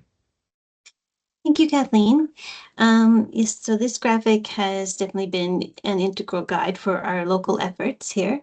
There was already significant groundwork done to study the impacts, so we were able to jump in and start planning some mitigation initiatives. As you can see along the x-axis, it shows the cost, and some initiatives are very costly, such as a net zero building, while others are cost neutral, and many are even cost saving. So we began by identifying some projects that could save our system money while still having a significant impact on the environment. And one of those was to eliminate a harmful anesthetic gas known as desflurane mentioned earlier, and to reduce another anesthetic, nitrous oxide, as well as several deprescribing initiatives, reducing certain lab tests and imaging and so on. Next slide. As I mentioned, we endeavored to eliminate an environmentally potent anesthetic gas, desflurane, at a symposium similar to this one in September 2024. And by November, we had drafted an agreement with all the health zones to stop it by December, and Newfoundland successfully eliminated it by the end of the year, making us the first province to do so. And desflurane seen here in the blue bottle persists in the atmosphere for about 14 years and is 2,500 times more warming than CO2. And there are clinically similar alternatives that are far less detrimental to the environment, such as sevoflurane, seen here in the yellow bottle, which is also lower cost. So this was a win-win for the system. And we're currently involved in efforts to eliminate desflurane across the country, with a few provinces that are very close to eliminating it as well. Next slide. And once we had the engagement from this group of anesthesiologists across the province, we decided to work towards an even larger environmental issue, which was piped nitrous oxide systems. Nitrous oxide is or also known as laughing gas, has been used for anesthesia for over 180 years in hospitals, and it persists in the atmosphere for over 100 years. It's a greenhouse gas that's not as warming as desflurane, but the issue with it is primarily in the way it's administered. Most hospitals have a centralized nitrous system with pipes going through the walls and ceilings, and the nitrous slowly leaks 24/7 through the ports and valves and even permeates through the hoses, whereby more than 90% of the gas leaks into the atmosphere before ever reaching the patient. So the solution that we're advocating is to use portable point-of-care tanks, which are not leaky, within the hospital rooms. Last year, we hired a master's practicum student to delve into Newfoundland's nitrous systems. And you see the first picture there is when we visited the central manifold in the Health Science Center, and it also supplies the Janeway. And on the right, you can see that most of the hospitals across the province, represented in red there, have the pipe systems. So we're still working towards an implementation plan for the NLHS to decommission these pipes. Next slide. Choosing Wisely Canada is an organization that aims to reduce low-value care, so treatments, tests, and procedures that are unnecessary and don't provide benefit to the patient. These have a co-benefit of reducing our environmental impact as well. So through my role as provincial coordinator for Choosing Wisely in Newfoundland and Labrador, we've adapted several recommendations and toolkits, which we try to implement into our health system. And we now have a provincial steering committee in place with the aim of achieving these goals across the province. And Choosing Wisely Canada has recently also added a list of climate conscious recommendations. And there's over 60 of these now listed online across 20 plus specialties. but local campaigns will be needed to get each of them into place. An example of this is studies have shown that ICU in ICU patients, the care teams are throwing away about 100 pairs of gloves per day, when science tells us that hand washing is sufficient when doing general patient care and not sterile procedures.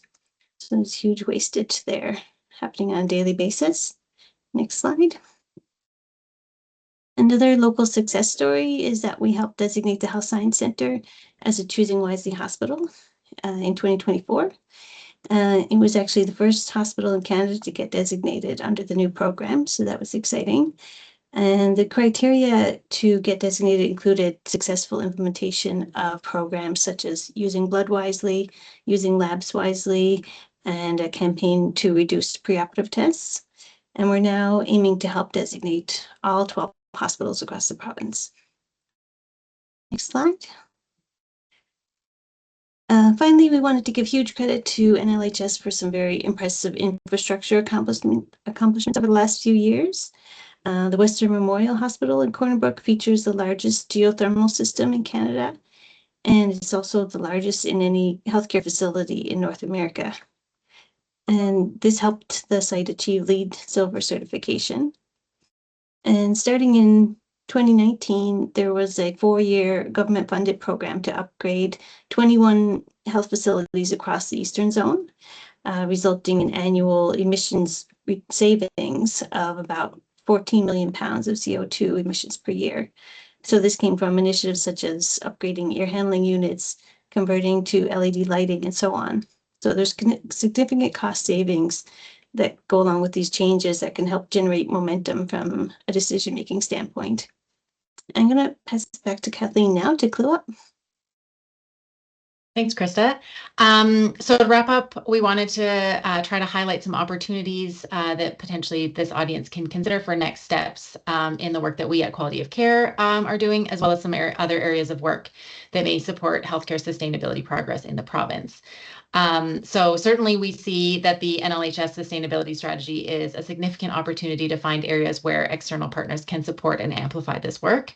And we see that obtaining baseline metrics is a valuable first step to understand where the areas of highest impact are and to support tracking our progress.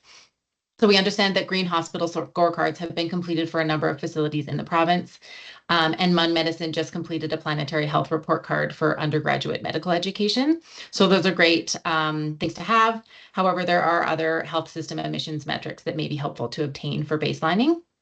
And really, our goal with this symposium was to support connection and collaboration between groups and individuals working in this space. And it's been so lovely to see such an engaged group here today. So we also wanted to highlight 2 initiatives that bring people together around sustainability and climate change. So the Newfoundland and Labrador Centre for Applied Health Research, Climate Change Research Knowledge Exchange Group, and I know Pablo at least was here earlier. That serves as an excellent convener of individuals interested in this work, so we'd encourage others to consider joining that group. And similarly, Cascades is another organization that's nationwide. They host a monthly exchange session for those working on healthcare sustainability specifically. So just a couple of ideas, but we did maybe want to start off the discussion and maybe we'll hold this till we actually get to the discussion period since we're a little bit behind time. But we were curious if maybe others had know of other groups or opportunities that we've missed that would be useful for people who are engaged in this kind of work. And with that, I will stop sharing.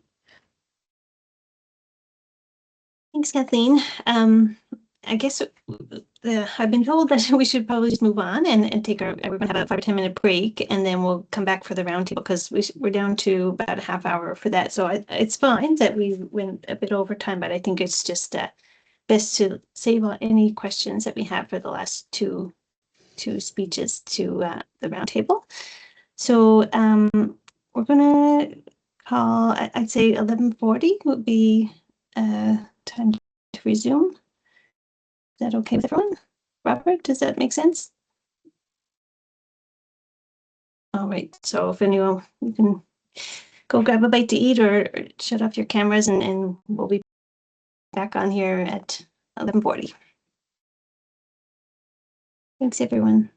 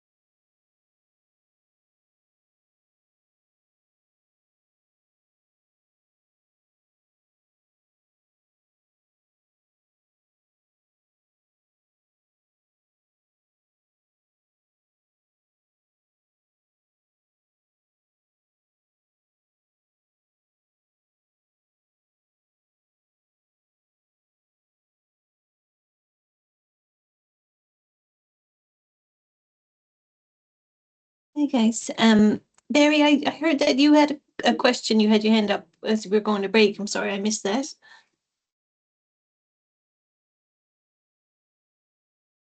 Oh, you're muted there.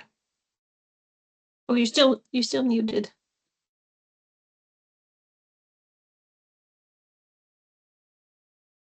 Hey, Barry, you're muted.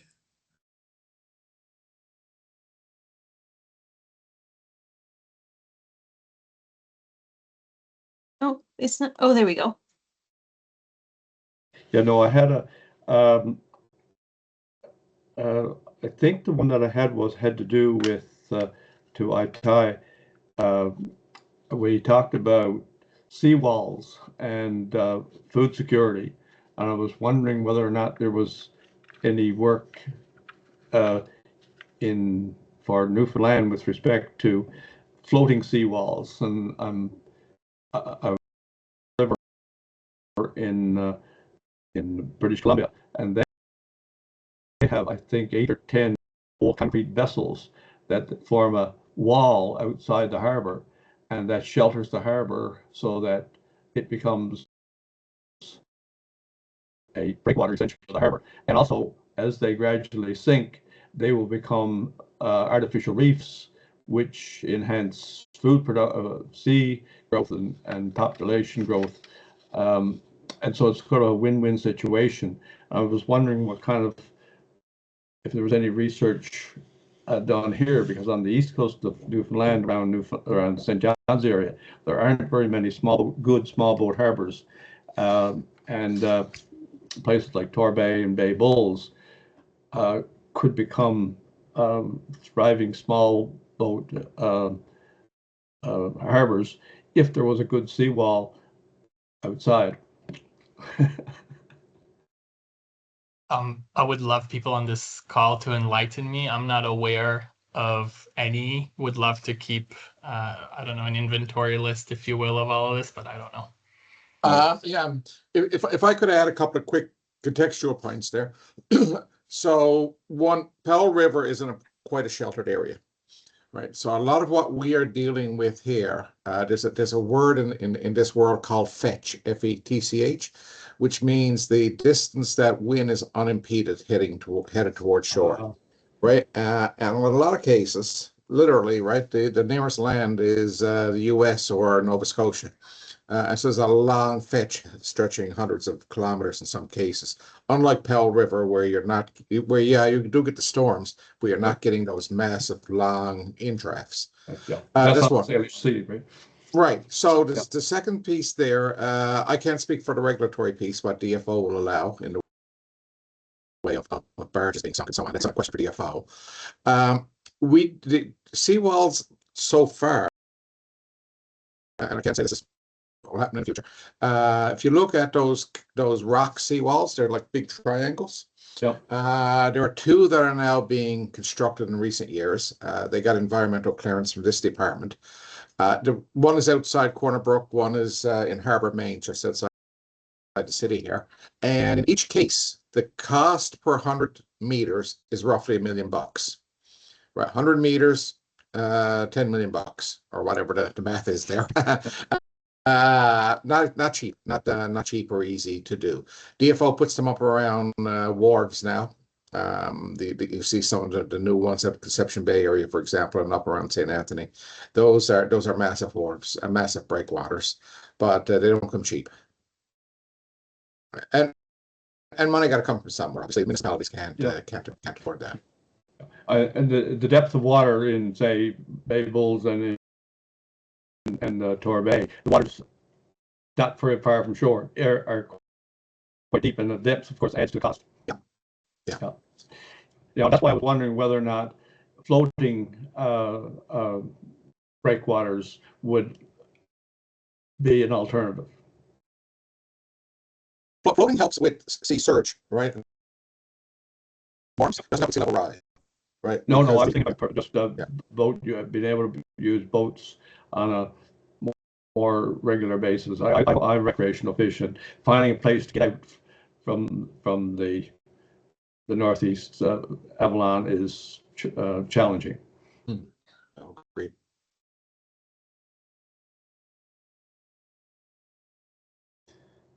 Sure. Trudy, got a question? You're on mute there, Trudy.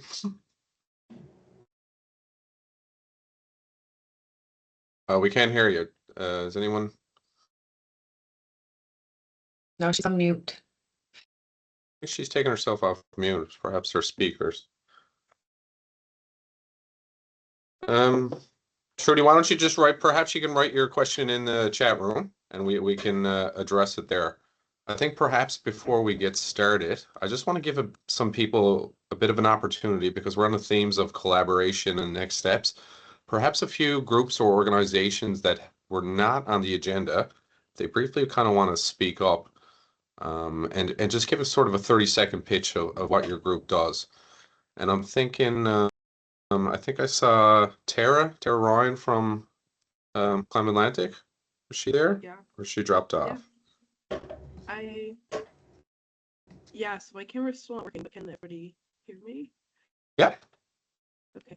I have to run in a second, and also if Sapir has more to add, who's my Newfoundland colleague, then he can definitely jump in. But yeah, Climate Atlantic is we're an organization and we focus on climate adaptation.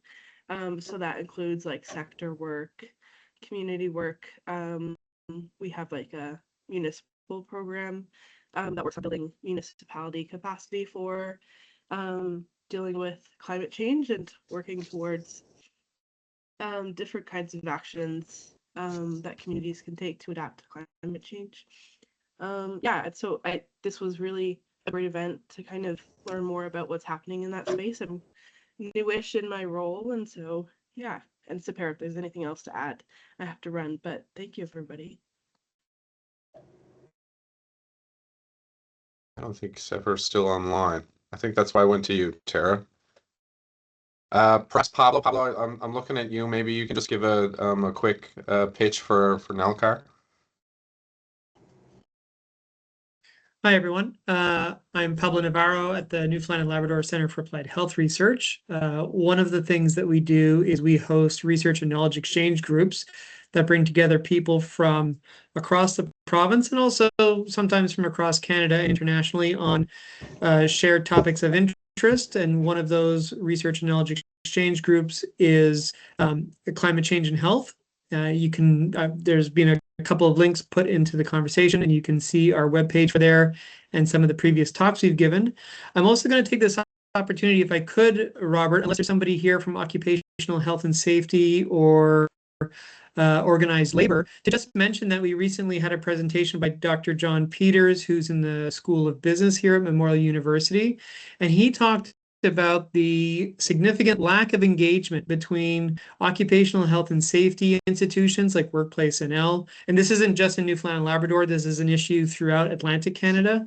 A lack of engagement between occupational health and safety as an institution, organized labor, the big labor unions, and public health. And this is one area where I think there's real potential to do some work that would make significant impacts in terms of how the health system has to deal with the effects of climate change, having standards for workers who are affected by climate change. And of course, on the Atlantic coast, that's a lot of workers because we do a lot of extractive industries, fishing, of course, and that sort of thing. So just to put it on the radar, that's something that could be of interest. And please check out the webpage for the Climate Change and Health Research and Knowledge Exchange. Thanks, Robert. No sweat. And finally, Josh Smee, I'd like to hear from Food First. Sure. Sorry, whenever I switch teams, I'm always like looking around for the mic off thing. Yep, Josh Smee here. I'm the CEO at Food First NL. We are a provincial nonprofit organization with a mandate to advance everyone's right to food in Newfoundland and Labrador. So that's quite broad, obviously. There's a fair bit of our work that does intersect with the health space and with the climate space. We are actually working right now on building up a stronger food and climate portfolio. I have someone in our policy and advocacy team working a little bit on understanding where food organizations fit in this conversation and what's the most useful kind of place that we can fit. So we're able to to support. We do have regional facilitators called regional food animators in every region of the province who are also available to work with more localized projects. So that's a resource just to flag as this moves on into more implementation conversations. That our animators are available to support things happening on the ground, and that we do have a policy team that can support some things at that kind of more provincial scale. So that's us. This is really, I'm glad to see this conversation. And I'm glad to see Kathleen like food and mentioned in the context of climate mitigation within the health system, because it's often forgotten about. That's a significant emitter, and we work with some national partners who work on that, so can flag some connections there too. But I'll stop there. Thanks. Thanks, Josh. Okay, I'll start opening up the floors, and if there's anyone I didn't mention or anyone wants to kind of introduce themselves, just perhaps pop your name in the chat room. So Trudy, have we solved the microphone issue? No, we can't hear you. Do you know how to use the chat room? If so, you can perhaps just pop it in. Ty. Hey folks, thank you. Josh, this is just quickly, the practicum student, Sadiqa, she had to pop off, but she created a report that summarized climate change projections, specifically with their impact to food, and has made some recommendations that are local for the food system in context of climate change.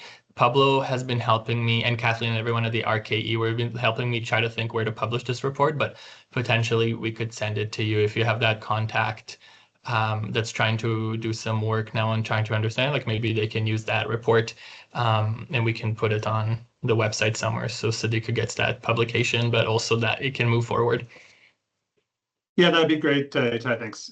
We can definitely, and we can, if there's something public facing, we can try and give it a signal boost. Thank you. All right, perhaps I'll get things flowing right now. There was little mention of CAPE NL, which is a physician advocacy group. Sam, I'm wondering, I know you're the lead for Newfoundland and Labrador. I'm wondering if you could perhaps just mention what your group does. Sure. If it's okay with everybody, I was just pumping milk, so I'm just going to leave my camera off. Yeah, so we are the Newfoundland Labrador Regional Committee. We basically try to amplify the CAPE, I guess, national campaigns. So there's a lot of different education campaigns and government campaigns, but locally we try to do a lot of engagement specifically with the MUN med school and education opportunities. So we help out with when they're having their green week to support that, which they do different sorts of activities, kind of encouraging people to ride share, bike to school, car free kind of stuff. We also had a presentation. We held a half a day seminar in November, sorry, in conjunction with the Planetary Health Interest Group at MUN on climate change. And specifically, we had some presentations about the wildfires last summer and how that impacted healthcare workers and mental health in general. So right now, I think our group started in 2021. I joined in 2022. So we're still in the first 5 years, really. I've been the chairperson for a year and I have another year left in my term. So we're kind of halfway through mine right now. We're hoping to get some more knowledge translation stuff developed for public facing information about the harms of microplastics and that kind of thing. That's what's on our agenda for this year. And hopefully if we can get involved with some more of the MUN, the mini med school and stuff, that was one thing that we were kind of hoping to be able to do later this year as well. So just mostly right now education, but the former chairperson, Stephanie Atkinson, Dr. Stephanie Atkinson, she's an orthopedic surgeon. She was involved with the Quality Care NL push for desflurane removal in the province and that sort of thing. So still trying to get a lot of information out there for people and the harms of climate change to health, and just ideally at some point we'll get a good advocacy campaign going with the government as well on one thing we're interested in, as well as like the PFAS contamination in water. So, but still trying to get information and what we can actually implement in the province and bring awareness to for the public and for healthcare professionals as well. Thanks, Sam. And Josh, before I get to you, I just kind of want to have a follow-up question with Sam. How much is in the curriculum within medical education? And I'm not just, it's not towards just physicians or anything like that, but like I'm not sure whether, if you're aware of anything that is happening within the nursing school or the faculty of nursing, perhaps the school of pharmacy. I definitely don't know in those programs. I don't have much of an ear on the ground in those. I know in the medical school, we definitely have, like, when I was going through, it was under environmental health education. Dr. Sarkar, who was like one of the founding members of Cape NL, he's the lead of the planetary health portion of the curriculum for undergraduate medical school. So there definitely is some. A lot of the information, I think, in the med school anyway, comes from, like, there is obviously, yes, part of the curriculum, but we also, like, our group does some extra stuff, and Dr. Sarkar has made sure that there's been access to extracurricular opportunities for students to learn about planetary health as well. Through those opportunities, they're also open to other students, like in the pharmacy and the nursing school. I just don't know what the uptake is. And I'm in Corner Brook, so I'm like a bit out of the way. So I'm not really on the ground in the school, in the university, so I don't really know. And I wasn't involved in the planetary health report card because I don't have a faculty appointment or anything at MUN. I probably should, and probably should take medical students, but I've been off more than I've been working in the last 3 years with 2 mat leaves, so it's just one of the things that's not been a priority. But yeah, we should definitely look. I should ask Dr. Sarkar about the planetary health report card, because I'm sure he was probably a part of that. Yeah, but yeah, I can't comment on nursing and pharmacy schools, but I believe there must be some, because I would imagine for accreditation that it's got to be a part of it now, but I don't know. Like, I know Choosing Wisely isn't just for physicians, because there's lots of recommendations for pharmacy and nursing as well through there. And we do a lot of our, like, Choosing Wisely stuff for physicians is based on medications and everything. So the pharmacists, I would imagine, are learning that as well, but I can't comment specifically. Okay, perfect. Thanks, Sam. Sorry to put you on the spot there. It's all good. I would have put my camera on if I was not mid. Josh. Yeah, sorry, I'll be quick. One other area that I wanted to mention of work that's happening is around procurement, because there has been like an ongoing conversation around like facilitating more local procurement that would meet some of the environmental objectives. So just flagging, feel free to reach out to us. We have a bit of research that we've done talking to local food suppliers about the barriers in supplying to healthcare. And there are now a couple of local food hubs that we support that are meant to make that a little bit easier by aggregating food from local producers and selling them on to institutions. So that work, just wanted to flag that that's another area of work where there's some things happening right now. So that's it. Perfect. Thanks, Josh. Krista? Yes, sorry, no, I was just going to speak to the medical school curriculum. Myself and Dr. Sarkar were the faculty leads on the med student just submitted their report on that. So that was, and Kathleen was involved with it as well. So we, the med school received sort of a middle of the pack grade in terms of the amount of curriculum across Canadian medical schools. So we're going to look to meet with the dean and look to improve some of the content there. Nice. Gerald. Yeah, I was just quickly going to speak to the question that Ms. Sable had there, which was water security given drought. The answer is really it depends. Because the water security means different things to different people. If it's drinking water, that's one thing. If it's water for fire hydrants and fighting forest fires, that's another thing.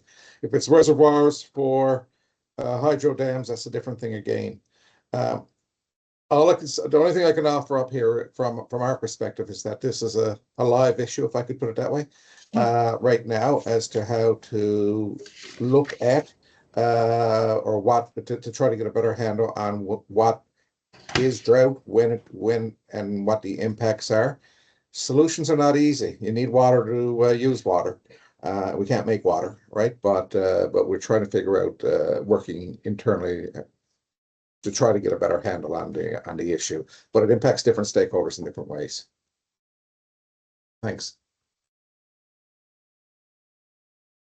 I'll kind of keep the conversation going. Gerald, perhaps this might be aimed to you on perhaps your perspective on it. I know right now, like, it was only a small part of the emissions were coming from public transportation or you know, car transport.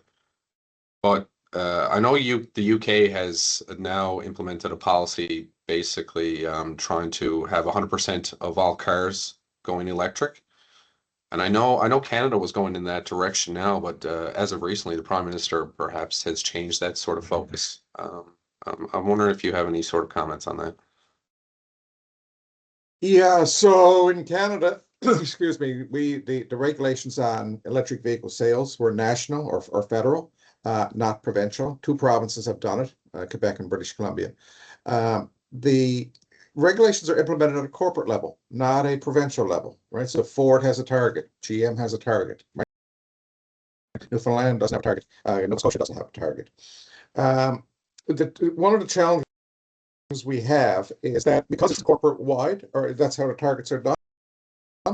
Yeah. If you're Ford, if you're GM, excuse me, you're going to target Toronto, you're going to target Montreal, you're going to target Vancouver, right? Large urban areas where you can maximize your sales for limited effort or less effort. Rural areas, more sparsely populated areas, northern areas, they will follow, but they will follow in tier 2 or tier 3 or tier 4. You know, Quebec and British Columbia, someone will point out, I'm sure, that they have a provincial credit market. Yeah, they do. They're also large consumers. Those credit markets take many years to develop, cost several millions of dollars to develop. And then you've got to be willing to say to dealerships out there, if you don't hit a target, you have to pay a penalty. Well, that's easy to say maybe in St. John's or Toronto. It may be more challenging to say in Goose Bay or St. Anthony or Harbour Britain.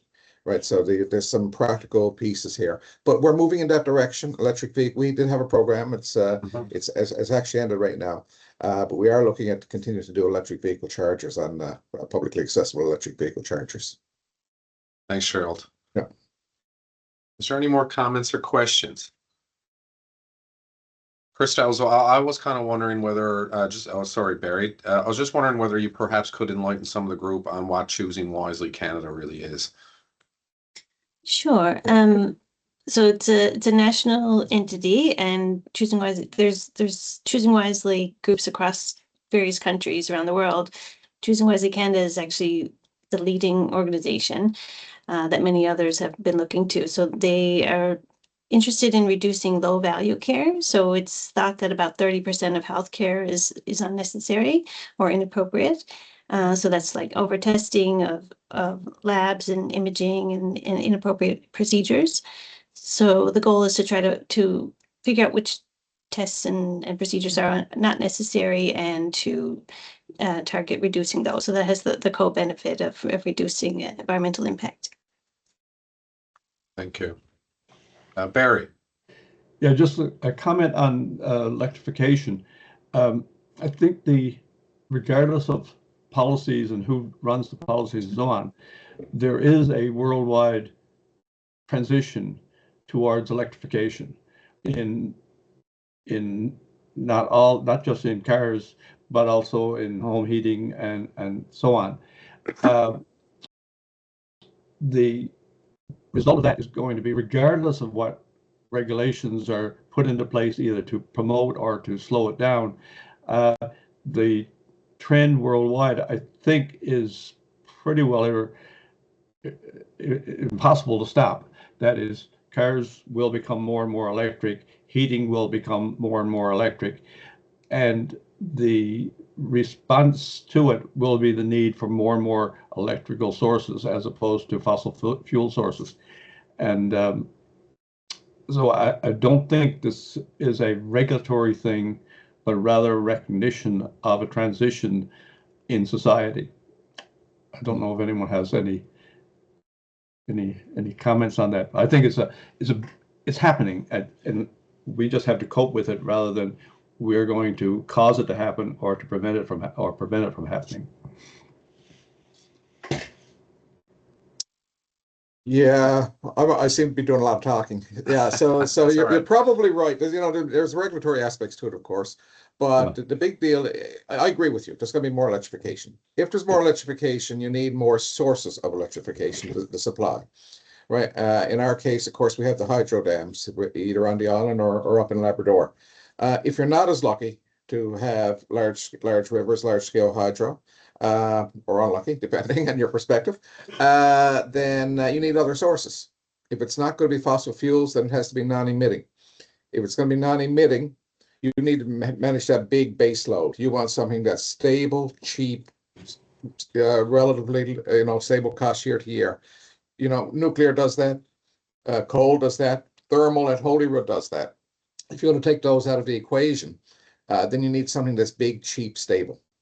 Right, and then you can top it up with your peaks in February with something that can be dispatched pretty fast. But hydro is big. Peaker stations is what you want. Natural gas, stuff like the Holyrood gas turbine. But the big, cheap, stable things is what you want for your base load. And you need more of that. If you're going to have electrification, you need more.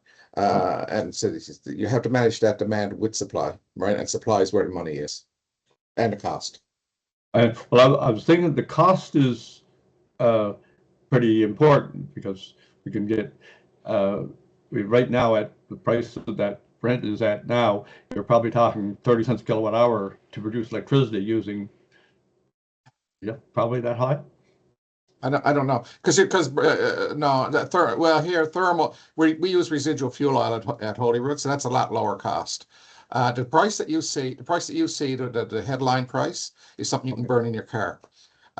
Basically, what Holyrood would burn would be the residual off that. So maybe I don't know. Would it be bunker C? It's a lot cheaper, but I don't know what the price would be today. No, I remember seeing $30 a barrel of bunker C was equivalent to 10 cents a kilowatt hour would be a rough exchange. Yeah, maybe, but I can't recall now off the top of my head. It's in there somewhere. Okay, thanks, Gerald. Well, I'm just looking at the clock here, everyone. So perhaps what I can do now, Chris, is I'm going to pass it over to Dr. Audrey Vassler to give some closing remarks. Thanks very much, Robert, and thanks to all of you for your incredible participation today. I had high hopes coming into this session today and high expectations for the level of participation. And if anything, I was pleasantly surprised that it was even greater than expected. And that's all thanks to you, of course. The speakers that we invited, every single speaker was just excellent. And I'm really very hopeful that this meeting today will continue and escalate the level of engagement and involvement in climate change initiatives across the province. So thank you once again. I did have a bunch of notes that I wanted to just briefly bring up here now, and I summarized a lot of important points. Just in the interest of time, I won't do that now, but I am going to leave you all with a call to action and a few quick ideas of my own about how we're going to follow up on this meeting today, as in the quality of care group is going to follow up in this meeting today to hopefully continue our activities and continue our ability to work together. We've mentioned our practice points several times in the chat, especially. That's public-facing dissemination material that we produce. So far, it's mostly been around health systems issues, but I feel a real need, actually, and certainly a benefit, but a need as well to bring up much of the information that was chatted about today and put those into practice points so we can get the message out beyond this group to others as well. Then we'll also serve as a as a hub really to coordinate conversation and discussions. And most importantly, I really want to emphasize that, most importantly, action. It's one thing to talk about it as we are here, but a whole extra level, of course, to actually put things into action and make tangible and actionable change. I will leave it at that, and I'll thank you once again for the presentations as well as the non-presenters and your level of engagement and and interaction. Really hoping and looking forward to working with you all together in the future.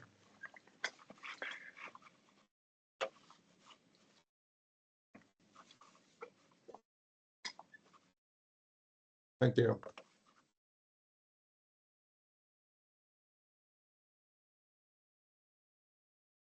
Thank you.